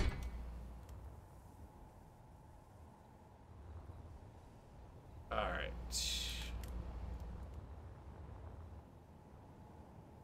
Trying to think of lessons learned off that last design, but it worked. I mean, all things considered, that worked. There. Why aren't you... Keen. Mirror mode, please.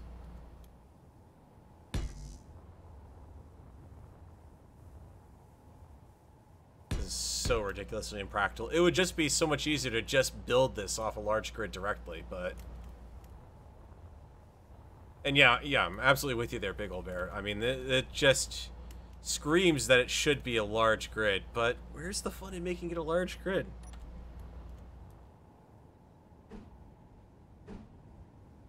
It has to be something so horribly impractical, yet amusing to do on a small grid.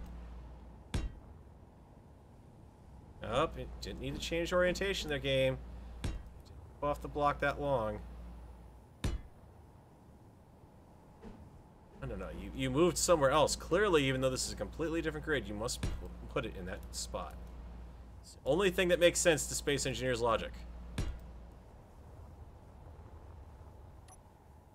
That's an oxymoron. Space Engineer's logic in the same sentence? Okay.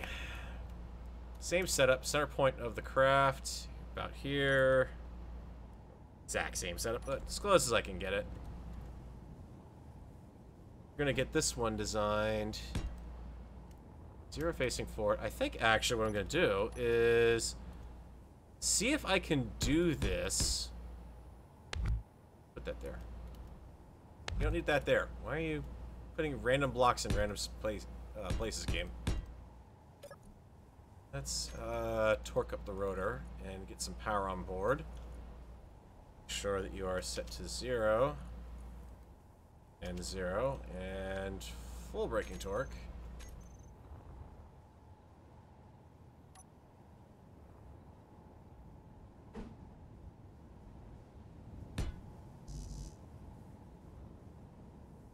Lot of weight on board here, so we might as well pack the back full of reactors. Especially because I'm going to need to feed these things too. And let's just go, instead of doing a whole complicated large grid arrangement, let's expand this out and stick our mount for getting our elevation in place on the side. Oh. Barrel's getting tricksy. Need to set that rotor up too. Rotor. Actually, that's the only red one out there. I guess it's the one I must adjust. Braking. And 0. What do you think, guys? Is this going to work, or is this just going to, or is this just gonna fall apart? It's one thing to invoke one rotor, but now I'm invoking 2. And I need to do it in a way...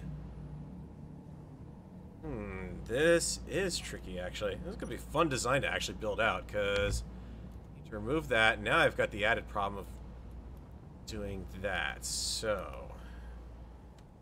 find something that will help me out a little more here. That was... no. Oh, that won't do it. That definitely won't do it. Actually, the...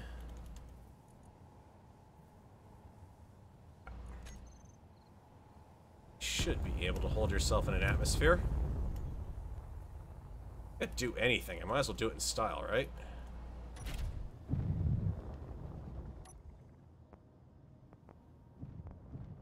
Problem is that these guys are very handy. Once you get them kind of wired up for survival, they actually do a pretty good job of doing odd jobs. In this case, what we're going to do is try to do this in I'm doing this an unnecessarily complicated way because I want to. That's the problem. Let's be honest here. 6, because what I'm going to do is... battery. I don't want the battery. Let's... every time I think I've hit the right number on my keyboard, I invariably hit the one to the left or right of it. Let's rip it apart. Plunk down in there. Find something I can actually get to here, like the cockpit. And lock that sucker up.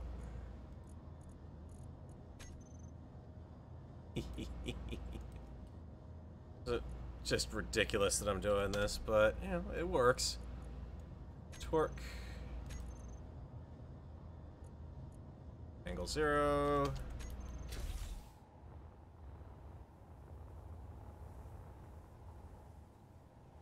And then what we can do... there. See, this is going to be all incredibly simple to take care of. Is all I have to do... see out again. Just come in here. Group the rotors and lock them while I build. Yeah, I don't need to lock no stinking rotors. All I gotta do is just give them a ridiculous amount of torque, and it's just as good, honestly. Say that's gonna be our detach. And actually, now I do kind of want the camera. Now that I think about it, I don't think it's gonna get me in that close. Yeah, not all that good.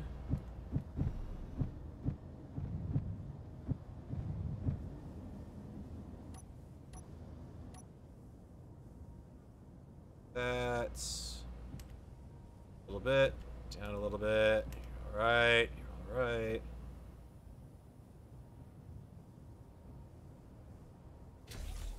Can't believe I'm doing this. It's like I'm honestly understanding a little bit where Adam Savage comes from sometimes when he was on Mythbusters, and I'm getting that that moment. You're like, wait a minute, I'm doing this on camera? Okay, that puts me in there. Let's see if this works. Oh, that's impressive.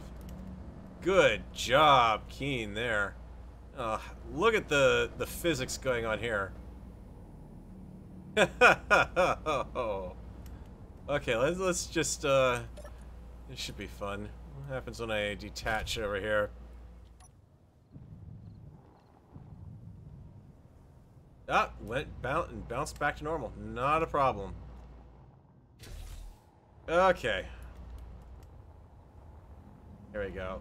And now I can get rid of that part. All this unnecessary maneuvering. Okay, back to seriousness here. Let's do that. And I think of what the best way to pull this off is going to be. Kind of thinking we do this, mount one side, get that all set up. That way or that way. Worrying about aesthetics already. This is not probably a good sign. Yeah, actually, this will work out perfectly. That. Flip to the other side. It's fine. Lock the rotors. I don't need to lock no sticking rotors. Well, it's also because this thing is ridiculously wonky.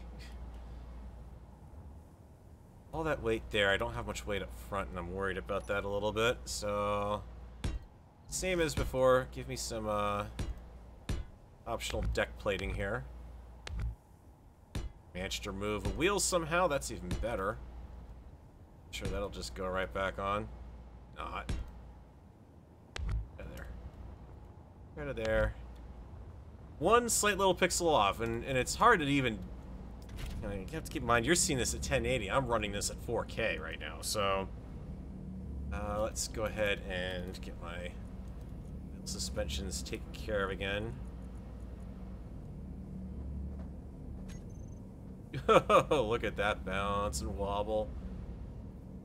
If this works, and this thing is in one piece afterwards, I'm going to be very shocked. So I was going to build a rover, now I'm building massive tanks. Oh, come on, game, really? Left here if I can. Let me, because apparently that one's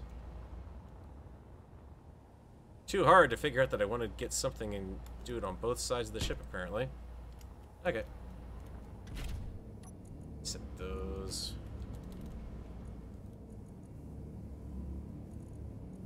Suspension strength up to 25, so we got a good bounce factor on it. Programming block, let's get you down. That's right, small ship. So much easier to do this on a small ship because I don't have a big, massive block for the programming block. So I don't need a server rack to run the same kind of programs that a small ship can do. Watch the recoil, maybe put landing gear on the bottom. It'll be fine. Nothing's gonna go wrong. It's gonna be good. That is going to drive me batty. I thought we had that option. No, do not mute when inactive. Silly game. Because if I want to go out and look up something, I need to be able to look it up and not make it sound like, oh, hey, the entire world just went deaf for everyone. Alright. Clang.exe activated.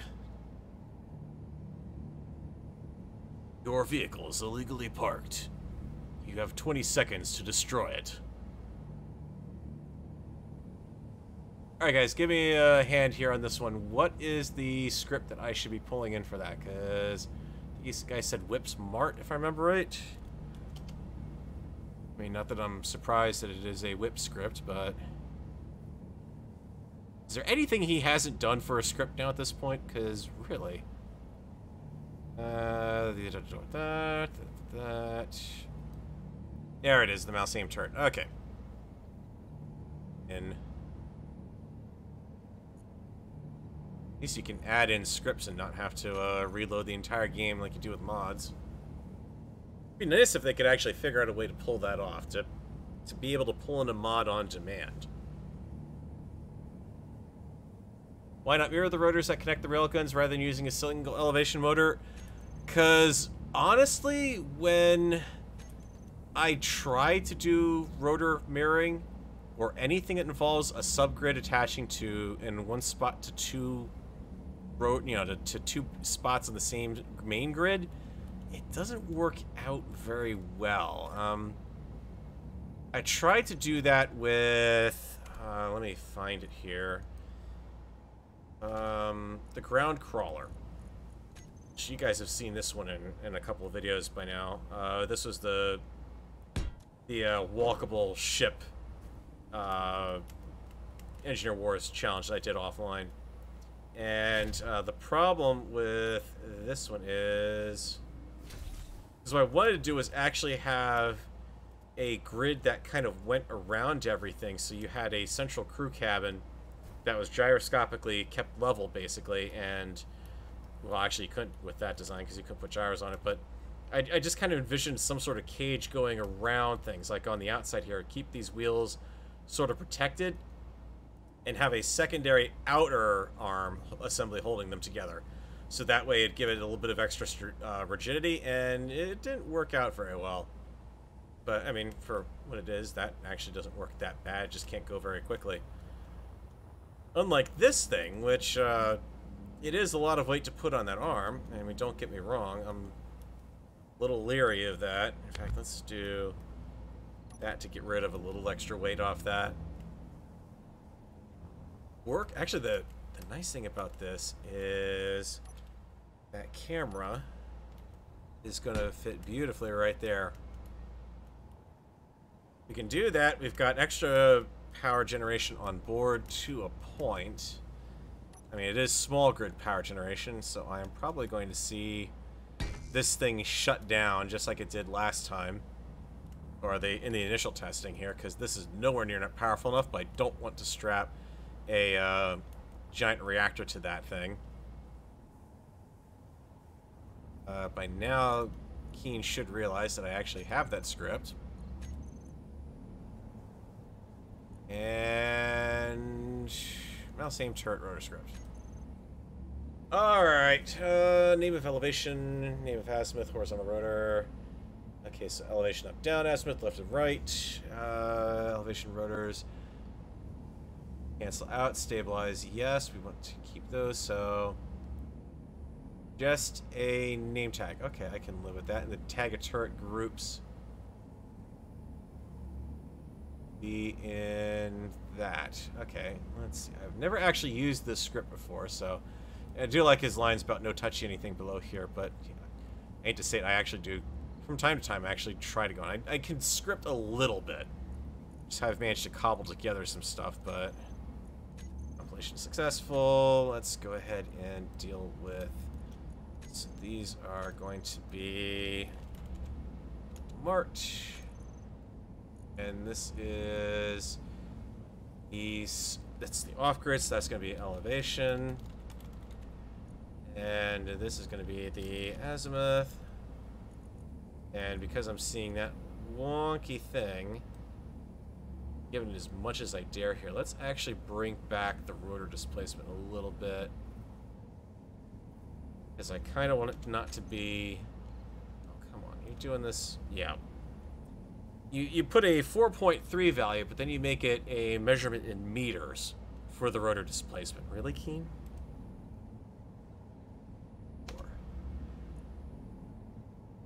Okay, metric system and all, I can live with that, but Alright, so now we're not really hanging off of it quite so much, even though this looks absolutely ridiculous. Look at that, it's struggling, it's trying. I don't know how well it'll work. Worry about no control seat or remote control found. No weapons or tools found for rotor named elevator. Oh, okay, so you want the whole thing for that turret then? That what he was trying to tell me.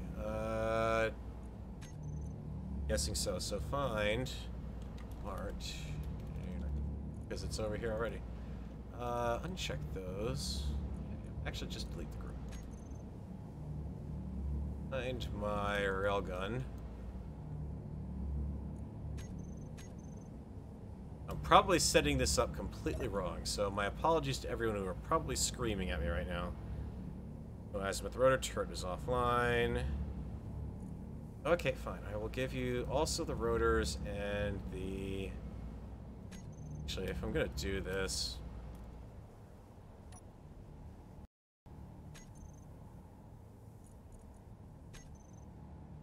I'm gonna ride this thing into the ground. We're riding it into the ground. Alright, March includes the rotors, the weapons, and passenger seat. Does that help it? Elevation rotors, turret is idle. Okay. Say you're good.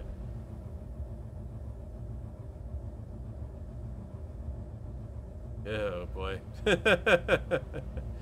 This just looks dangerous. It's also... Shouldn't be able to do anything from here. Might be part of the problem. The seat, it would be nice to actually keep that on there, but I don't think I'm going to be able to do that. Here's experimenting on camera with Farrell. Mart. Remove the passenger seat. At the cockpit.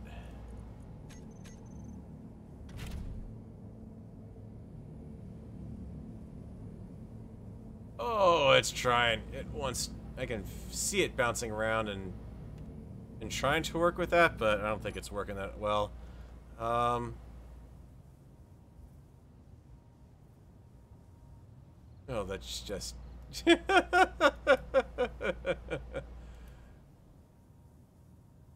Okay, I know what I have to do with this now. This clearly needs to be turned into an elephant of some sort. So I'm just waggling the head of the elephant around here. It's the tusks right there you're seeing.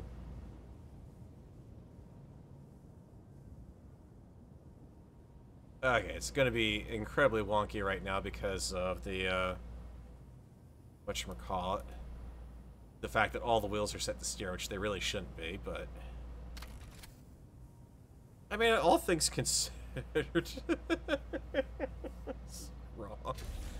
There needs to be counterweight on this thing, unfortunately, and that's what I'm worried about if I do that. That's when things are gonna... If I get a little bit of counterweight on there, that might help. Okay, so... Alright, hang on. Let me pull this up here. If you look to your left, you may see more wild clang. We're on a clang safari. Exactly. I like that. It's the clang safari going on.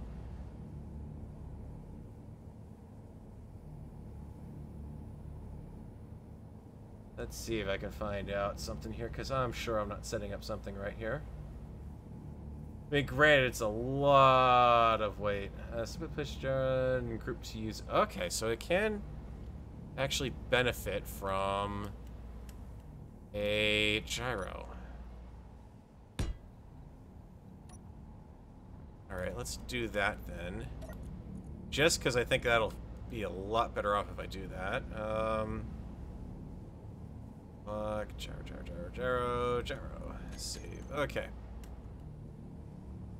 So you now have a gyro included. Gyro turrets are idle. Oh, yeah, there we go. I'm just bashing in the cockpit. I didn't think about that when I put the gyro on the end. It's a good idea, but yeah. Let's stick that on top, please. To regroup it. That's all it needed was the gyro on the end of it. That was perfect. Now I'm Worf on the holodeck here. I'm beginning to see the appeal of this program. That's probably my worst Worf impression ever, but I do apologize for that. Get the camera view up here. Okay, it's inverted controls, but I can live with that. Oh, things considered. I mean, not exactly sure why I'm not getting much side-to-side movement on this, but okay. Settle in. Yeah, you got quite a bit of turret drip going on there. It's clearly WizKid's tanks here. I'm still standing upright. Let's see if I can here and properly. And you guys said I needed landing gear to hold it on the ground. Oh, I am a happy feral right now. This is beautiful. Now, mind you, I'm shooting from a stationary position. This is not by any means realistic at all.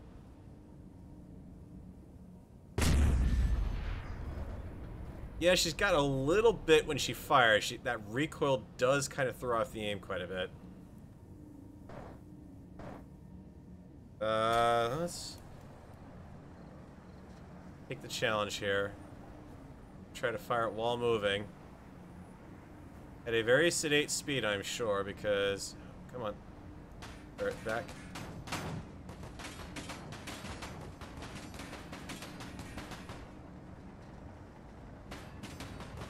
Just turn completely away from it. Oh, she's slow to turn.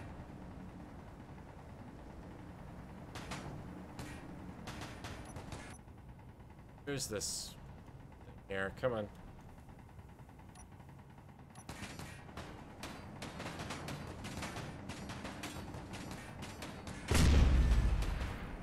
She fires on the move.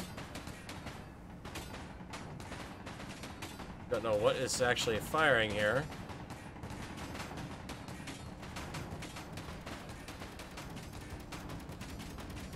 Brakes, brakes, brakes, brakes, brakes. I could do that. Point blank range.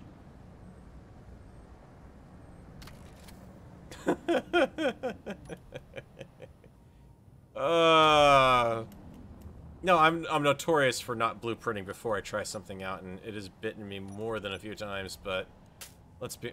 Yeah. Point blank range shots with the railgun not encouraged. That clearly took some damage there.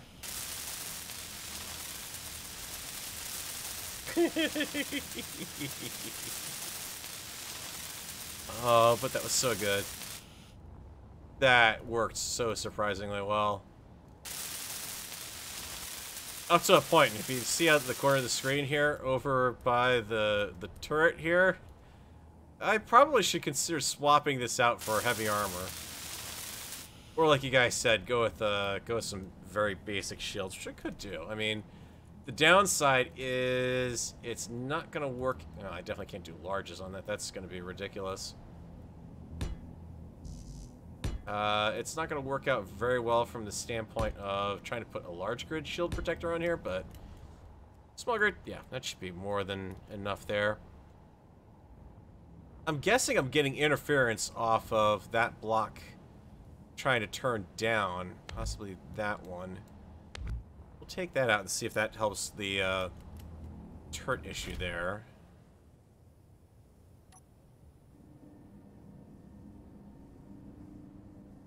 Hey guys, you're gonna have to tell me, does he have an auto-centering feature set up on this script? Oh, look at the jump on that thing. The rear end of this just leapt off the ground. Let me... Now you got this weird little Now you're drifting up and around. Okay, that's kind of weird. But I hate inverted controls. I hate them, I hate them, I hate them. Tell me he's got a way to turn that off. Or flip it back around. Because that is... Cancel unwanted, no. Weapons on crouch. Should fire detect weapons when you... Oh! Oh, I did not realize that was there. Okay. Let's see if I can hold it, get out of the camera view. Oh, look at that bounce. Some more gyro power on that. Or not gyro power, suspensions. The suspensions are digging in, I suspect. A bit more power on the, or strength on them. Okay, come on. Let's bring you in. Yeah, look at that. I can't...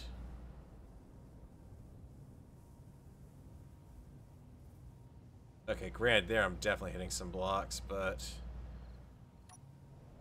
You... Exit camera... Crouch.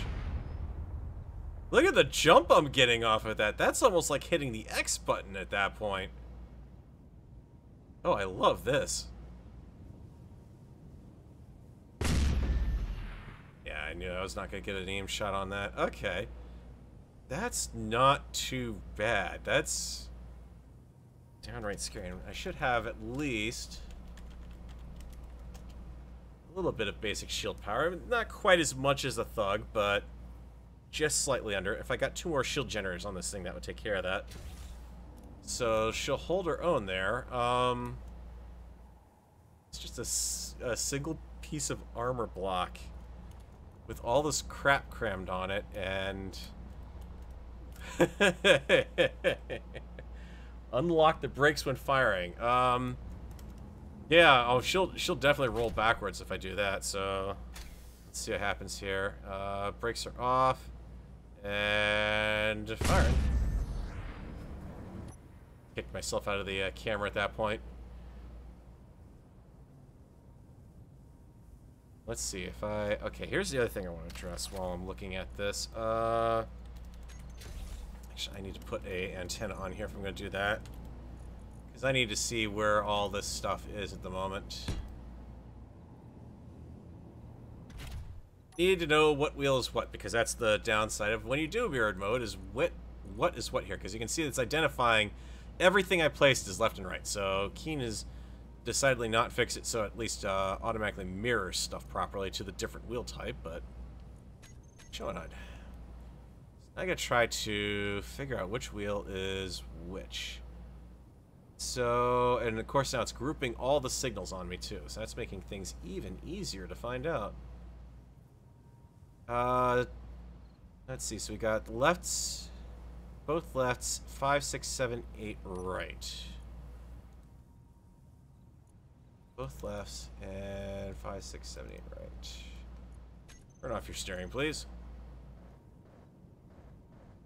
Okay, 2 rear steering wheels. Yeah, I could see that working. Let's see how that works. Oh, that's not bad. That's much more controllable now.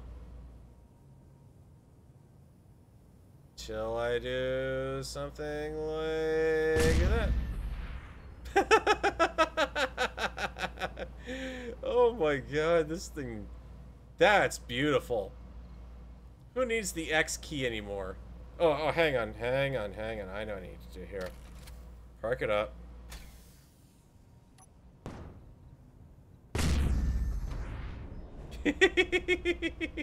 She doesn't jump, but man, when you hit that... Okay, here we go. Let's try this again. You can see that one suspension immediately bombed out and took damage too. Oh my god, that is so ridiculously spaghetti. And the gyro doesn't want to let it down yet. Oh, wow. Oh my god. Okay, hang on. This is... I've got to bookmark this thing, but I got to paint it properly first, too. It's just evil. Something like this should not be unleashed upon the world, I'm sorry. I'm gonna really go crazy with it. Let's do that, and... if I really wanted to go crazy with it, I'd point this thing in a reverse direction and stick wings on it and see if you could fly it. It's flying a tank! Alright. That's funny, but let's just see how we do on maneuverability here, aside from the fact that the, some help. I really need some help.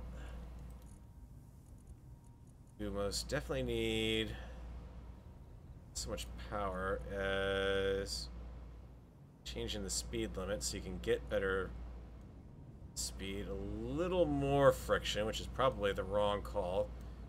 So no, everyone is always like, no, you need to go with the drop friction for stuff, and as I find, I usually wind up having to turn it up anyways. Okay. It's no spring chicken, and that's to be understood. The steering's always gonna suck because I got so many wheels there that aren't steering and they're in the middle, so some steering difficulty is oh, that's hilarious. It's just not right. It's so not right. Okay, game, I'm gonna give you a nice, good, solid test here. Complete sideways.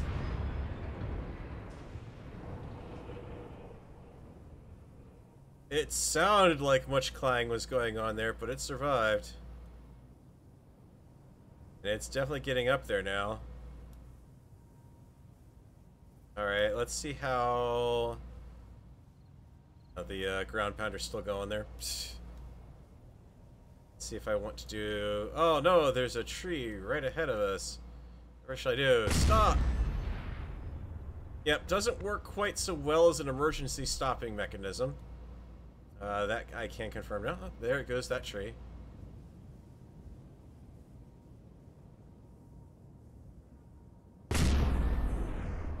Darn, didn't get it in time.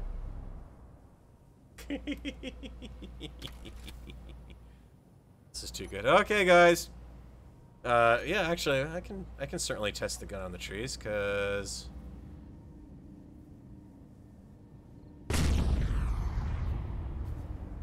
apparently I can shoot past the trees.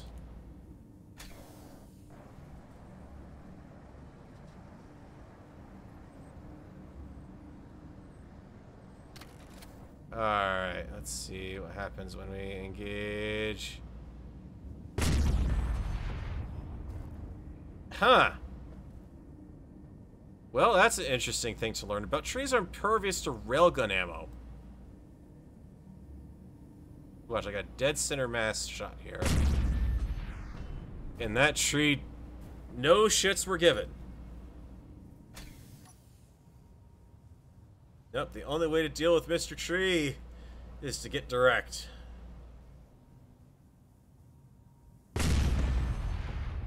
Even when you shoot it at point blank range after being broken out of the ground, it still doesn't care. Oh boy. And none of this is on fire. None of this is sparking. Need to turn those wheel indicators off before I blueprint this. Show and HUD off. Okay, yeah, I didn't miss driver. I definitely was hitting dead center on those things, so that is just completely borked. Okay, so that's a amusing little concept number 2 that I've managed to test out that works pretty well. I mean, all things considered, granted I had to get another ship in to help properly place the rotor piece in here. And in all honesty, it probably would have been, if anything, what I should have done is I should have stuck with the rotor on the bottom there, and then stuck a normal large grid rotor on top of the rotor, the large grid rotor head that I attached to that, and then built it normally. But it's actually a little more compact doing it this way as far as a gimbal joint and everything in here is concerned. It's just hideously fragile. That thing is going to take some fire and it is going to break pretty darn quick. But I say that I could wrap this turret in a little more armor. Nope, nope, nope. I'm not going to do it. That's going to add way too much weight to this thing. It's already... This is already weighing about as much as the Thugvar. It's not far off at this point, but it is pretty... It's getting close. I can't complain. Alright, well, I definitely have no problems putting this thing on the workshop, but... what am I calling this? I mean... If I were crazy, and I mean, like, utterly... Actually, I am seeing some damage here. Hold on. Yeah, look at that. It's damaging itself. Either that or that's where the tree hit it. One of the two. Anyway, let's get this fixed before I blueprint it. It's all cosmetic, but... Actually, no, it's damage on that one, too. Yeah, look at that. This whole upper deck has been taking some manner of damage. Okay, so it's not perfect. So if I do post this on the workshop, guys, it's definitely not a... Yeah, look at that. I'm taking some damage in here, too. If I were going to rebuild this, I'd probably rebuild it using heavy armor at this point. And even then, that's not going to hold up forever. Same thing with blast blocks. But, you know, I can't control that from here. Okay. I'm going to have to be in a remote control, probably. Aren't I? Or I can just,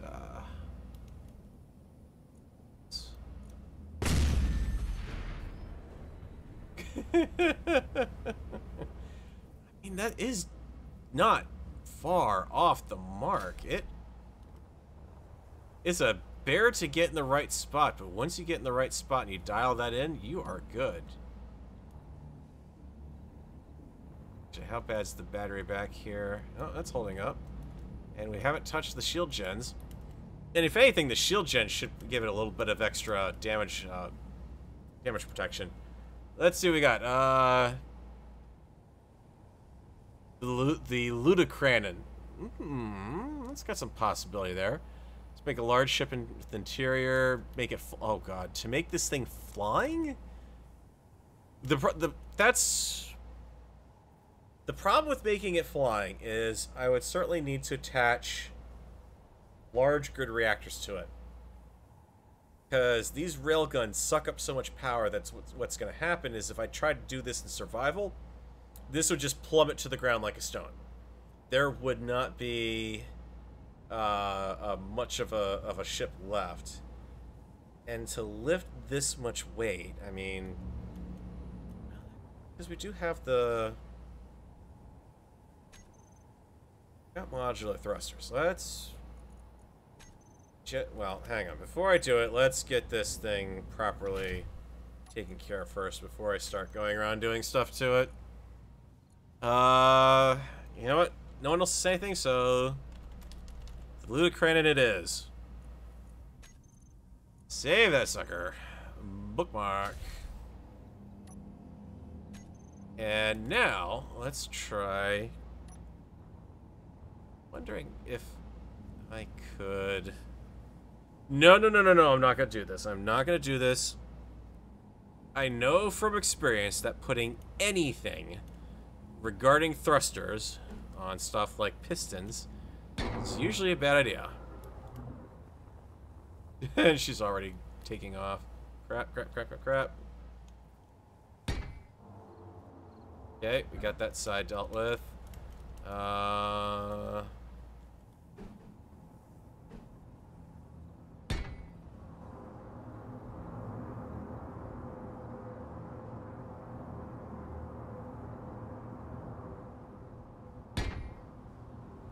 Okay, and all I need at that point is a little bit of... The only reason it's doing this is because I'm in creative mode, so it does not have the usual limitations and problems that I would have inherent to trying to do something silly like this.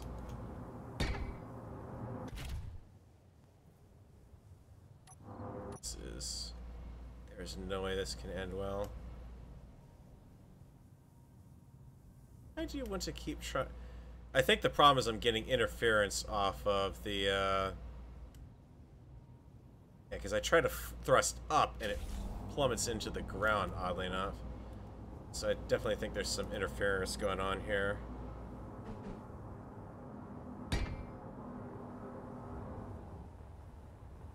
Can't help myself. This is horribly, horribly amusing.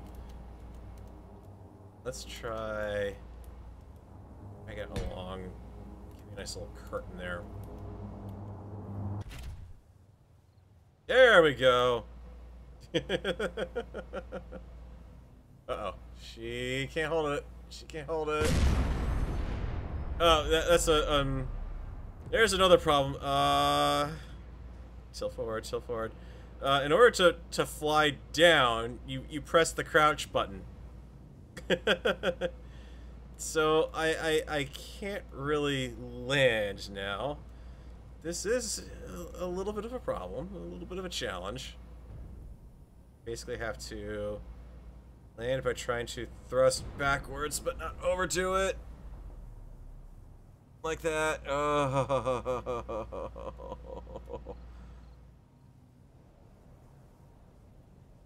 Come on, come on, back down to the ground. Oh, that turret is going all manner of wonky. Just drop the inertial dampers, please.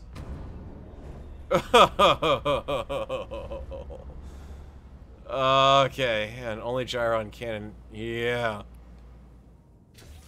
Let's face it, with the amount of weight that's on this thing, the onboard gyros definitely need a boost, you know, right off the main grid itself.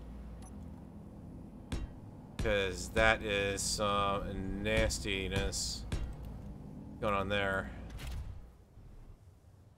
Alright, let's not go... Alright, you take a good bounce, that's good.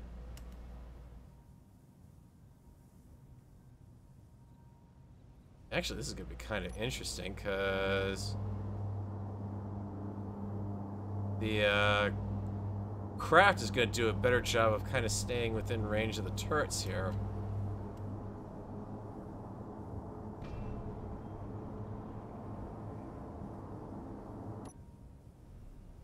But it is still wonky as all heck.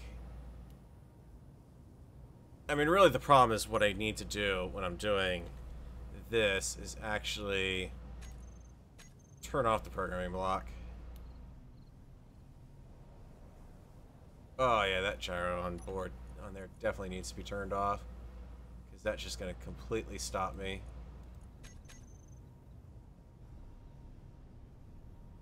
There we go, that's working a bit better. I think. He says unsure. There's a target out in the canyon here. I don't have much thrust is the problem. I'm primarily downwards thrust. So if I really want to speed things up, need a little more oomph, shall we say.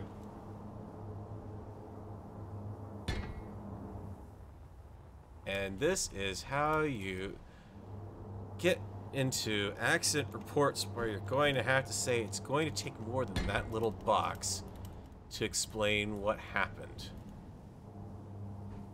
This is so power inefficient and it is overkill, but I don't care. I want to worry more about staying up in the air first off. Oh, come on. Yeah, you're... That is making it very hard to fly right now. Alright, let's try something I can do to fix this, and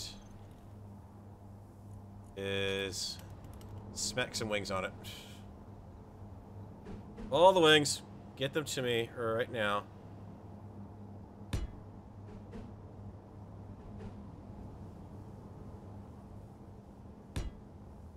There we go. If we're gonna do something, we're gonna go overboard. Gonna make it fancy. Actually, this.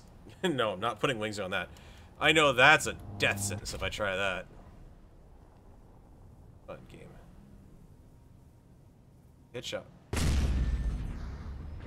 Oh, there we go. Actually, that's exactly what I need to do. Anytime I need to get the craft to pitch back up, is fire the main guns. Because I'm going pretty constantly... Maybe some more gyros? I'm going constant on that, on the up force. There we go. That's a bit better. This should have a little bit of problem. I'm having to keep the nose in the air by constantly moving the mouse forward, so that's the problem.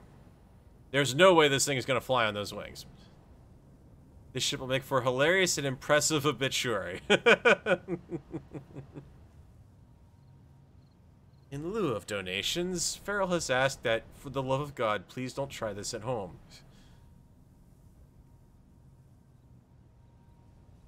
Like a stuck pig, is in pig that is completely nailed to the ground.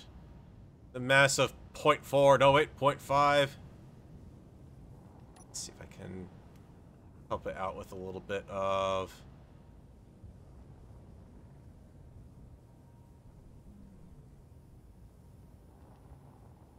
These aren't going to give me much help here. I mean, I can once I feel a little safer in letting this thing nosedive. I'm giving it full forward thrust right now, but it is definitely resisting that. And this gyro bounce is insane. It is... I almost feel like I need to have a gyro set to override on this one. Drop it.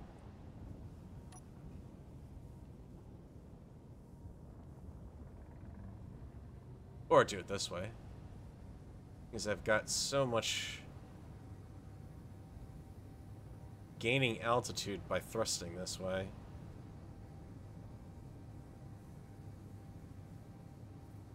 Well, I guess this is what I was really thinking of, wasn't it? The whole flying tank scene from the A-Team. Yeah, we're getting pretty close to reenacting that here. So stupid. So stupid, but so hilarious.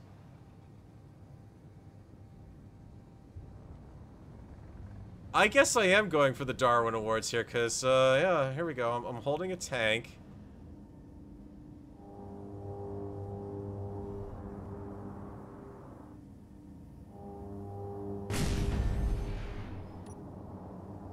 Oh, did that work? Did that actually just...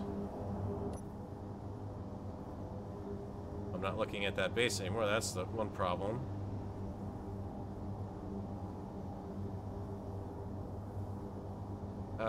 Negative. Target is not impacted. Fix that.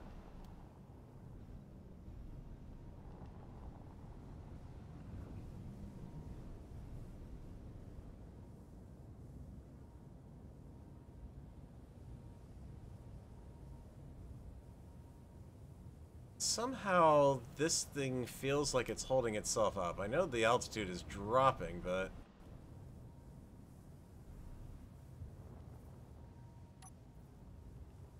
holding itself up way too well. Let's go ahead and... that and gyro... oh, I gotta find the gyroscope here and name it.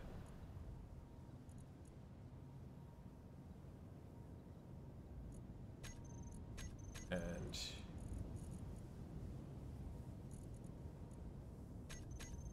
okay. 3 turns, that back on. Gyro is now back on.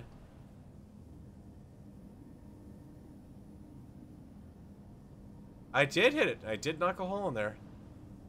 God, these guys have pretty good impressive range. Let's see. Firing main cannon. Dang! I don't think I dropped much altitude there, if anything. And it feels like I'm more boost up. Yeah, I'm still 1.66 away from it, so let's see if I can... I forgot to, C is gonna fire the cannon. Forgot about that. Let's fix that. Where's my target again? I'm just Swiss cheesing this base. I mean, this is actually working out surprisingly well. If we had this on the PvP map, I'd be saying I've got something here worth playing with.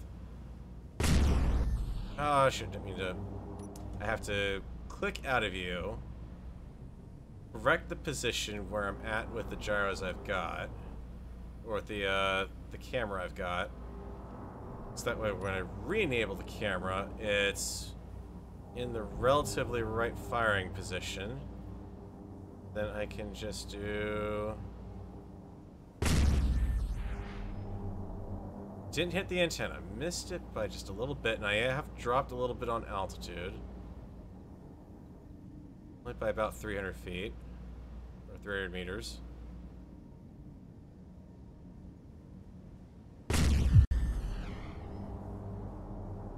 Not believe I am doing this. I am actually... Okay, let's get you down to the ground. It's turned off so I can actually pull this off. That's insanely impressive. Flying tank.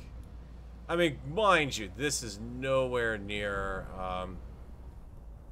Careful here, because... No. You see, now the turret is trying to destroy the vehicle, and we can't have any of that. The second I fire off, gotta be very careful with how I come back down to the ground here.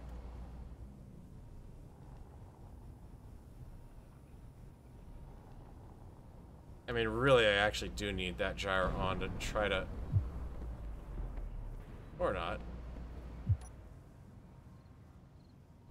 Okay, fine. We'll fly straight down.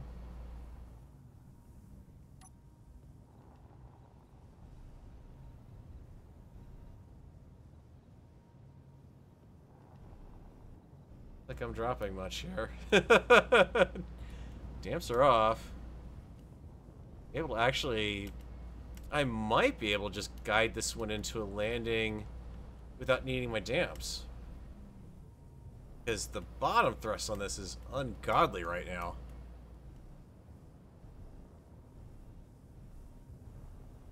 Kind of... Yeah, I'm actually going up there. I don't want to go up. I want to go down.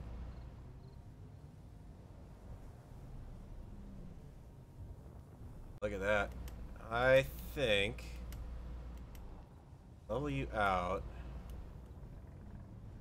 Keep that nose up.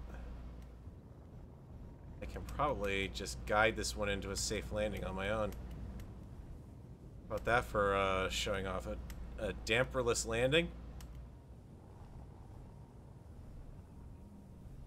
I mean, let's be honest, the suspension is good for a bit of a heavy impact right now anyways.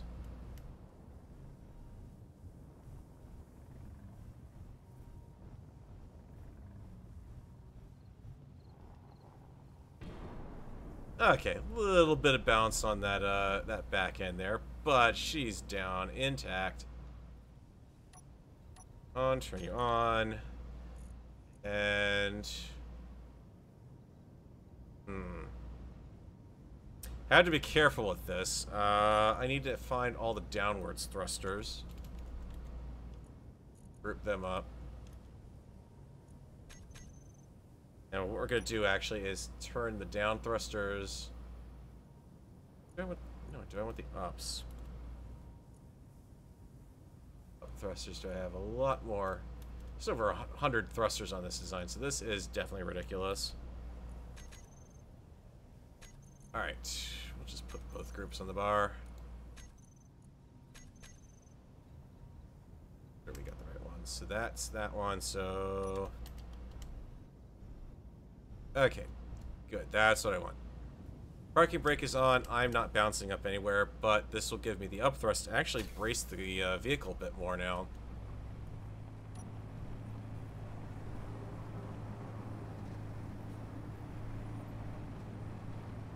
wild feral stalks the plains of the Serengeti.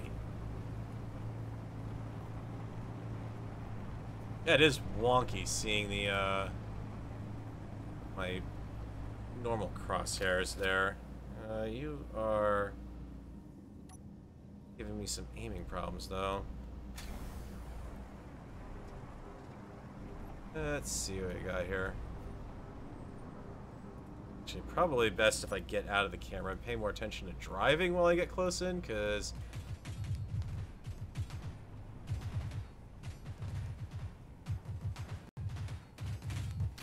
Park.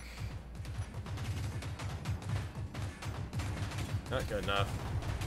To the left, please, if you don't mind.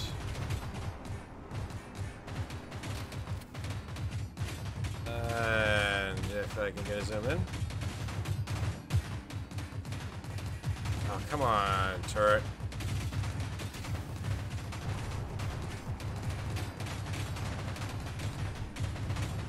Fine.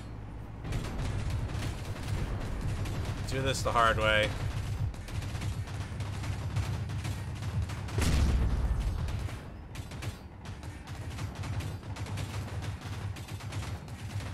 Come on, game. Reload. Reload.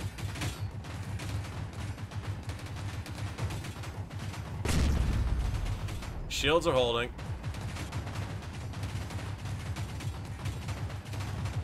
Not much left of that. What the heck is shooting at me?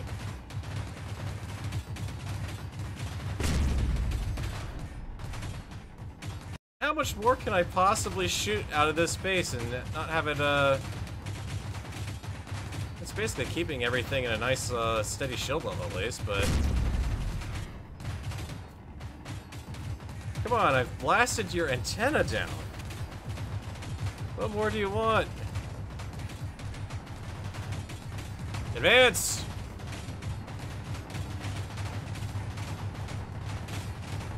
I shall find what is shooting at me, and I will make it suffer.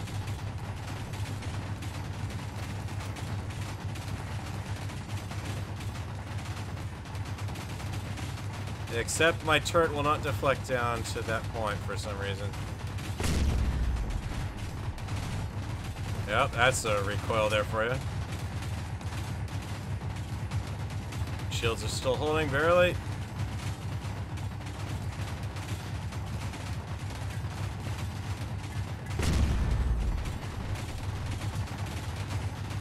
How many interior turrets does this thing have?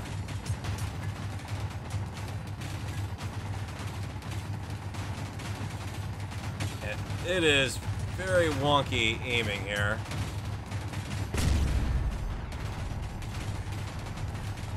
Oh, come on. I've hit the block that thing is on.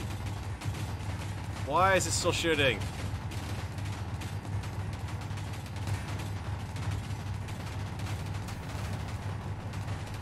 Be a little forward.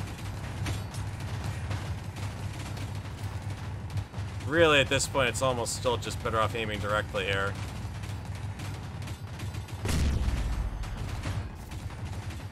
Oh my god.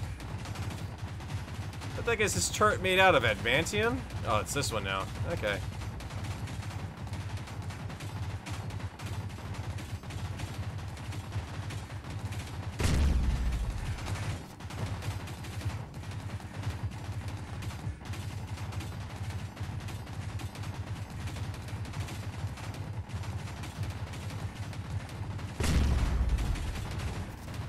Okay, really, that block needs to go.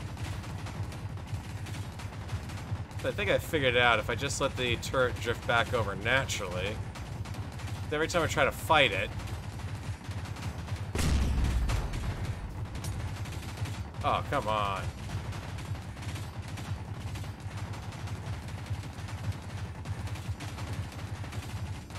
More reactors would help, but so is the fact that I'm actually dealing with problems with the... Oh, come on! Okay, that's...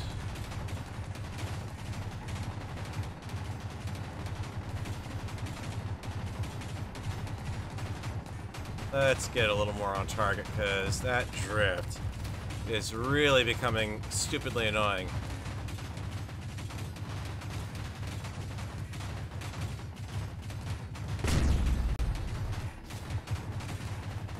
Yeah, that recoil is a problem.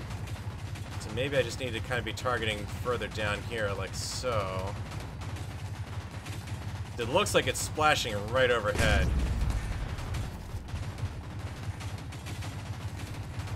Oh, that took its top off. Okay.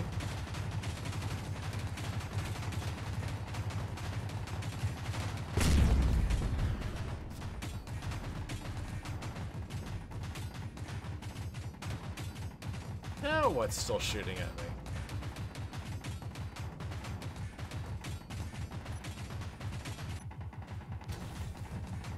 Okay, I gotta see what's going on here, because this is... What is left in here? Oh, good grief, you're kidding me. So it's doing that trick of, oh yeah, I'm gonna shoot you through the most minute opening here. That's actually pretty impressive. Good to know I've got that to look forward to on planets, huh?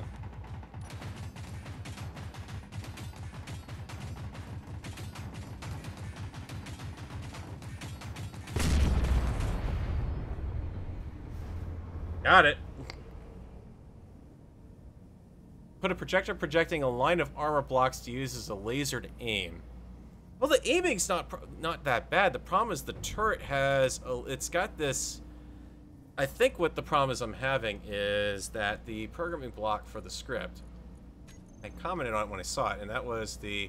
If the turret should attempt to cancel out... should the turret attempt to cancel out unwanted angular velocity. So what I want to do is... just try turning that to false for now. And see if that helps me out. Yeah, because you see, it's got this drift. It keeps wanting to reset to the center. And between that and the fact, like I said, the controls are inverted. So down is up and up is down. And my brain cannot map that. Of all of the game controls I have ever encountered in my life and all of the wonky key combinations I've ever seen, that is something I cannot play with as an inverted up-down. Inverted vertical just makes absolutely no sense.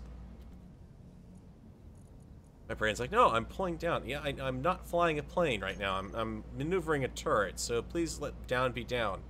I grew up on an Atari joystick, for crying out loud. Down is down.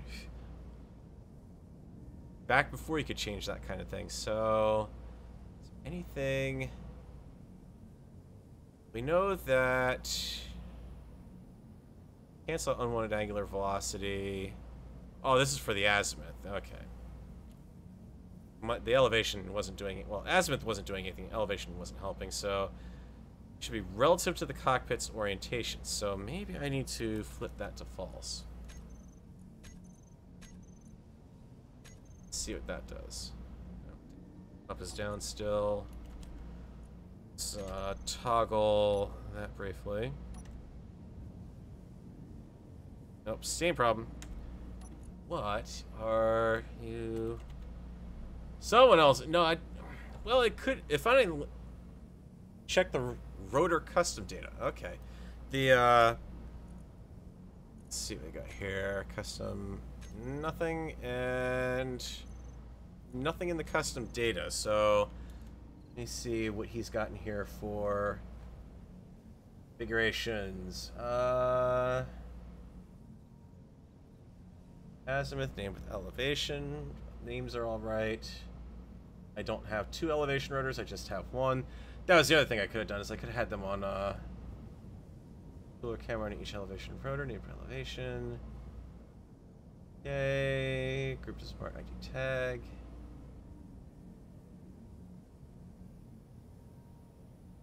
Each turret group must have 1 cockpit, 1 of each rotor type, weapons, gyros, optional. Variable values. Setting turret position. By default, turrets will return to rest position when not being controlled. Set your own rest angle for... well, I don't want to set my own rest angle, though. That's the problem. I'll have to look into this more and play around with it, because I'm kind of intrigued now. I've never actually played around with this, and I mean, to some extent, let's really be honest here. If we're talking that there is another setup that I could be doing with this. And it would eliminate the need for that. That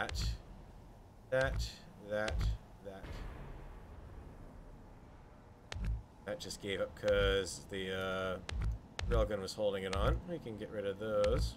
And that. And I think we can get rid of some of this stuff. If I really want to have something that's going to work.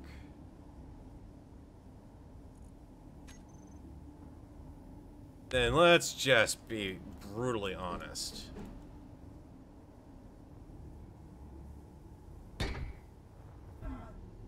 I can accomplish much of the same with that. Okay, so I've got my guided rockets. Let's rip that out. Go back to weapons. The railgun's gone. You're not gonna find it there. Let's look for a rocket silo.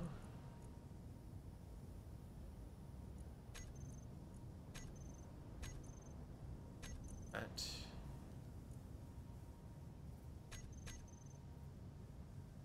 This is going to be absolutely ridiculous. And there's the cockpit. Hover bike. Cockpit, mecha cockpit. Not what I'm looking. Why do we have that, but not the I know we've got rear earths on this thing. Where are you hiding, you annoying little nut? The drill tech. This is how I know that the game should have loaded up perfectly fine on the other day, because everything here is actually for dead tech that they added was in here already. On this world at least, so don't know why that's all screwed up. Oh, it does definitely have a spoiler. There we are. Turret controller, ship control. Ship control, please. And out. This is gonna look wonky as all heck.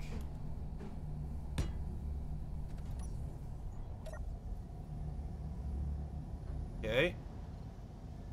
Shape there. Switch it to B.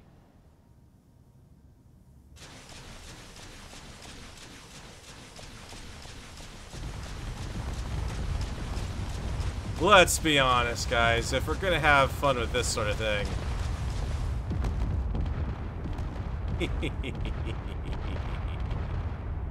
That's ridiculous. Get me my thruster controls back on here. Now that we've got some fun. Tackle block. On. Now I have more than enough gyro control and shield power to make this work. Kind of. You're gonna...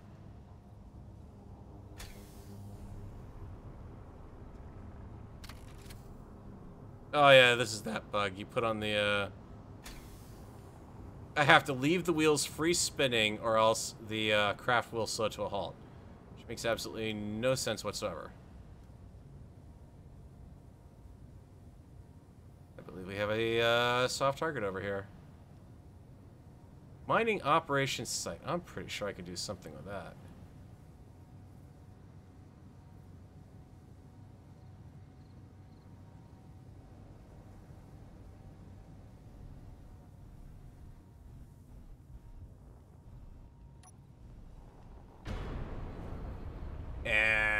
That's fine.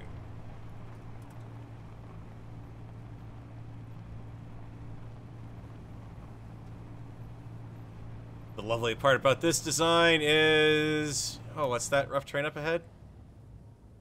Screw it. I could care less about that. Look at that. The second I hit...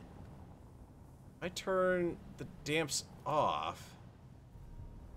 Like, no forward thrust right now for some reason. Not like I'm missing anything here either. I'm pretty sure they're all on. Come on. Take me in nice and easy. Okay, not quite so nice and easy. What is going on with my thrusters?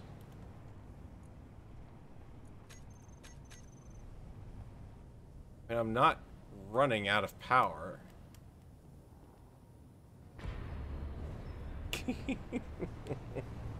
This thing is just bottoming out everywhere at this point.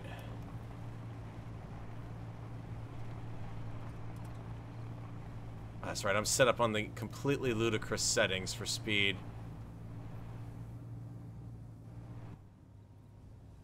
Look at it, the second I go airborne, the game is like, yeah, sure, whatever. If I don't have my damps on. If I turn the damps on, then it acts like a normal craft. Complete to the point where I can... Whee! Okay, 104 meters per second. Can I stick the landing air? 20, 15, 10, 9, 8, 7, 6, 5, 4. Yep! Like butter. Not a problem.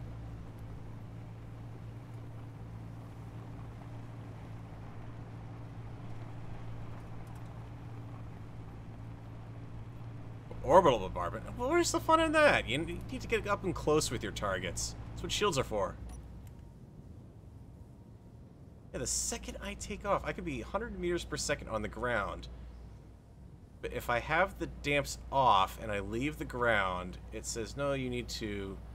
Your speed is now suddenly reset to just about nothing.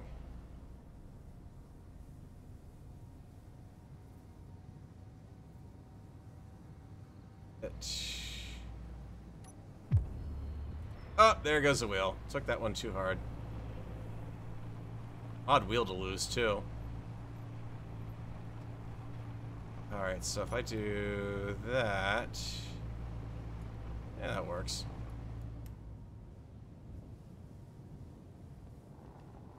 This vehicle is acting all manner of buggy.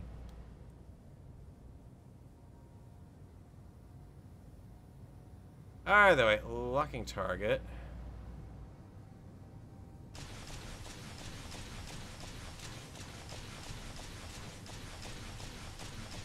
I don't think I'm firing all of them, to be honest with you guys.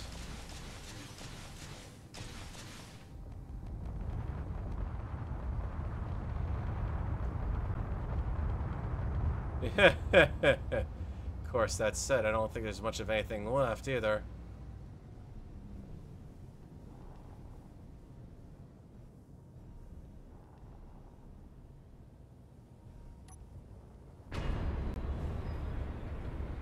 Clang. Got a hold of that one, whatever it was.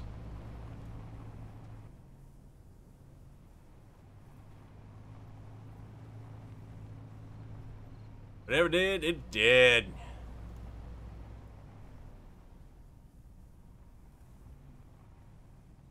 Well, I mean, to be honest, let's really... If you want to talk about the Hover MLRS, first off, since I still happen to have a whatchamacallit there, let's just go ahead and add the wheel back in. Might as well, right? And then let's just go ahead and borrow the Hover Armored.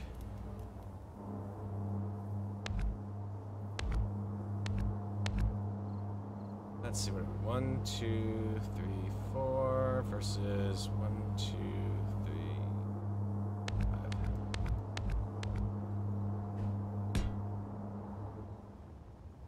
Because now that this thing is running a lot lighter, it's not going to need a heck of a lot to hover on, especially for something as simple as keeping me from slamming into the ground every time I land.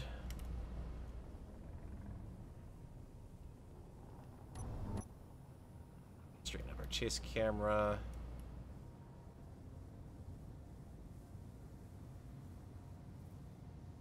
It's a flying rover. It's a flying rover. Now, we should be able to see those hovers kick in.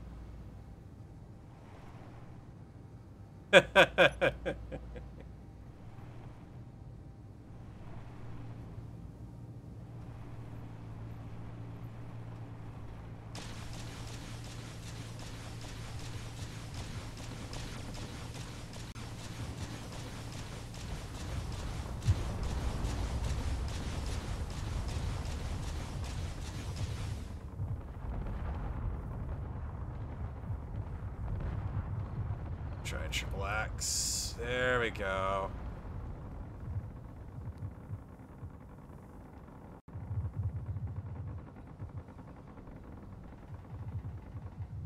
Don't know how to deal with this one, do you, game?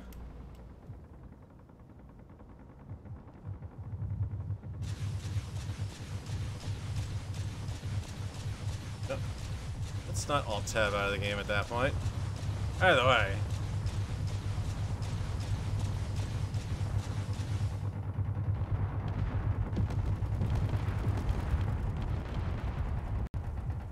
You have to keep in mind, I do not have Sean HUD on right now. Okay, yep, shield power is indeed running low.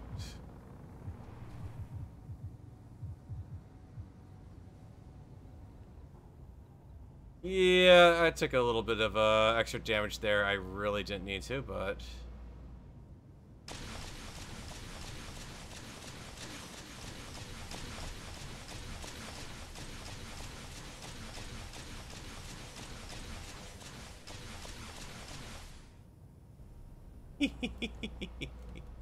That is what we call overkill.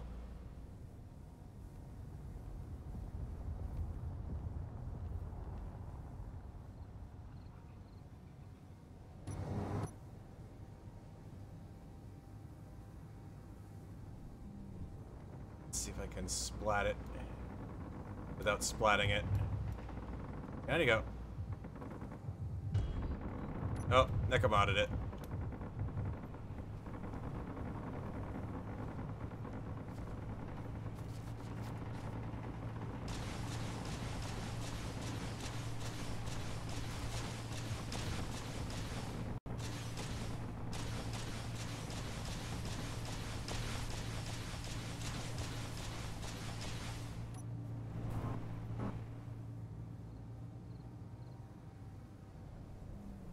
Oh, yes. Recovered. Half the vehicle's on fire, but recovered. That's why I'd say it's so difficult to try to do the turret fire from inside the vehicle when you've got these guided missiles. So you really do kind of have to have that that co-pilot there. There's 35 missiles I'm firing off, though.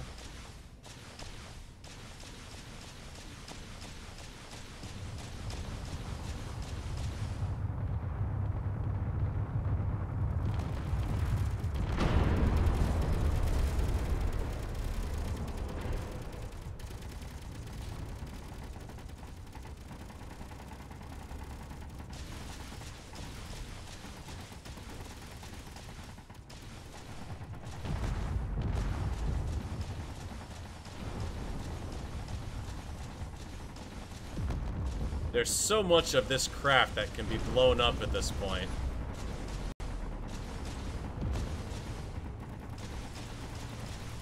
I see you're still trying to fire the missiles off. This is great, but can we have some impacts here, please? No, you're just, Oh, that's lovely. Good job on that one, Keen.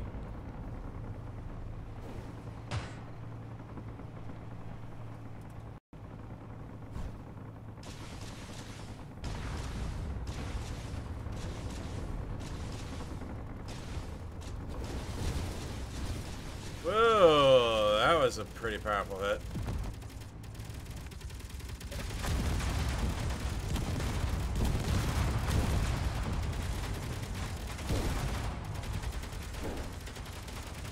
Okay, I'm at the base of the wall.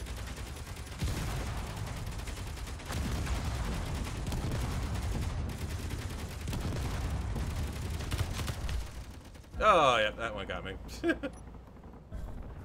Come on.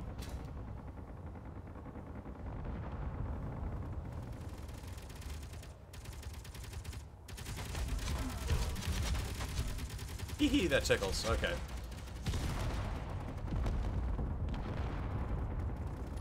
Alright, try to take this one a little seriously here.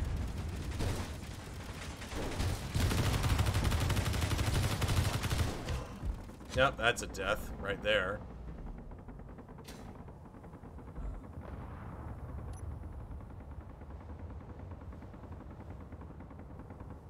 Gotta admit, that thing for a simple plate is definitely taking a lot of punishing fire right now.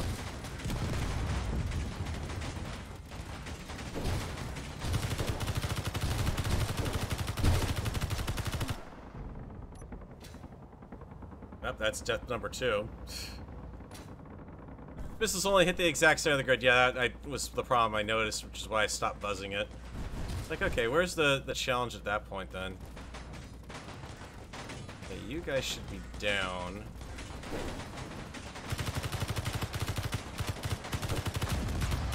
Can I hit you from here? Yes, I can. Good. Just means the only thing I'm running into is the fire from that turret on the other side. Hey, there we go. That shut it up. A little too late for this one, but yeah, definitely got it. That got it good. How not to take out a military installation. Alright guys, I think I am going to call it a bit of an end there. I've got some stuff I need to upload to the workshop, which I will do as soon as I get off the stream. This has been a lot of fun. Not exactly the Rover construction I was thinking of, but once we got on that that railgun kick, it was like, yeah, this actually does kind of work. And a little better than I honestly think a large grid would have come out, because a large grid, trying to make that, you would have had, you know, 1 block long chassis basically to try to fit within, well, maybe 2 blocks long to fit in the same sort of footprint you have here.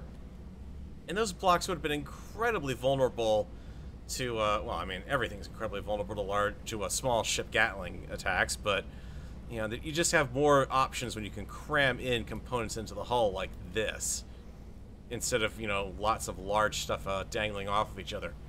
So, anyways, thanks guys for watching. As always, remember to hit the like button if you liked what you saw. If you did not like, hit the dislike button. It is right to the right of your like button. And I do ask, though, if you do hit that like or dislike button, let me know in the comments what you didn't like, because I definitely want to try to make it better. Just like I am going to try to figure out what the heck is going on with crashing, because my guess is, at this point, it must be VLC, which now means I'm running out of options for playing music on the stream, since I can no longer plug in my phone to do it. Hopefully we will have that fixed for tomorrow's PvP stream. That is coming up tomorrow on Wasted Spaces channel. Be sure to check that out. All 3 POVs, the red team, the green team, and the blue team, will be up and running. And red team, I think you guys are going to see a little bit of a change in our pace tomorrow. I think things are going to be interesting, shall we say. And with that, I'm going to leave you guys and say thanks for watching, and take care.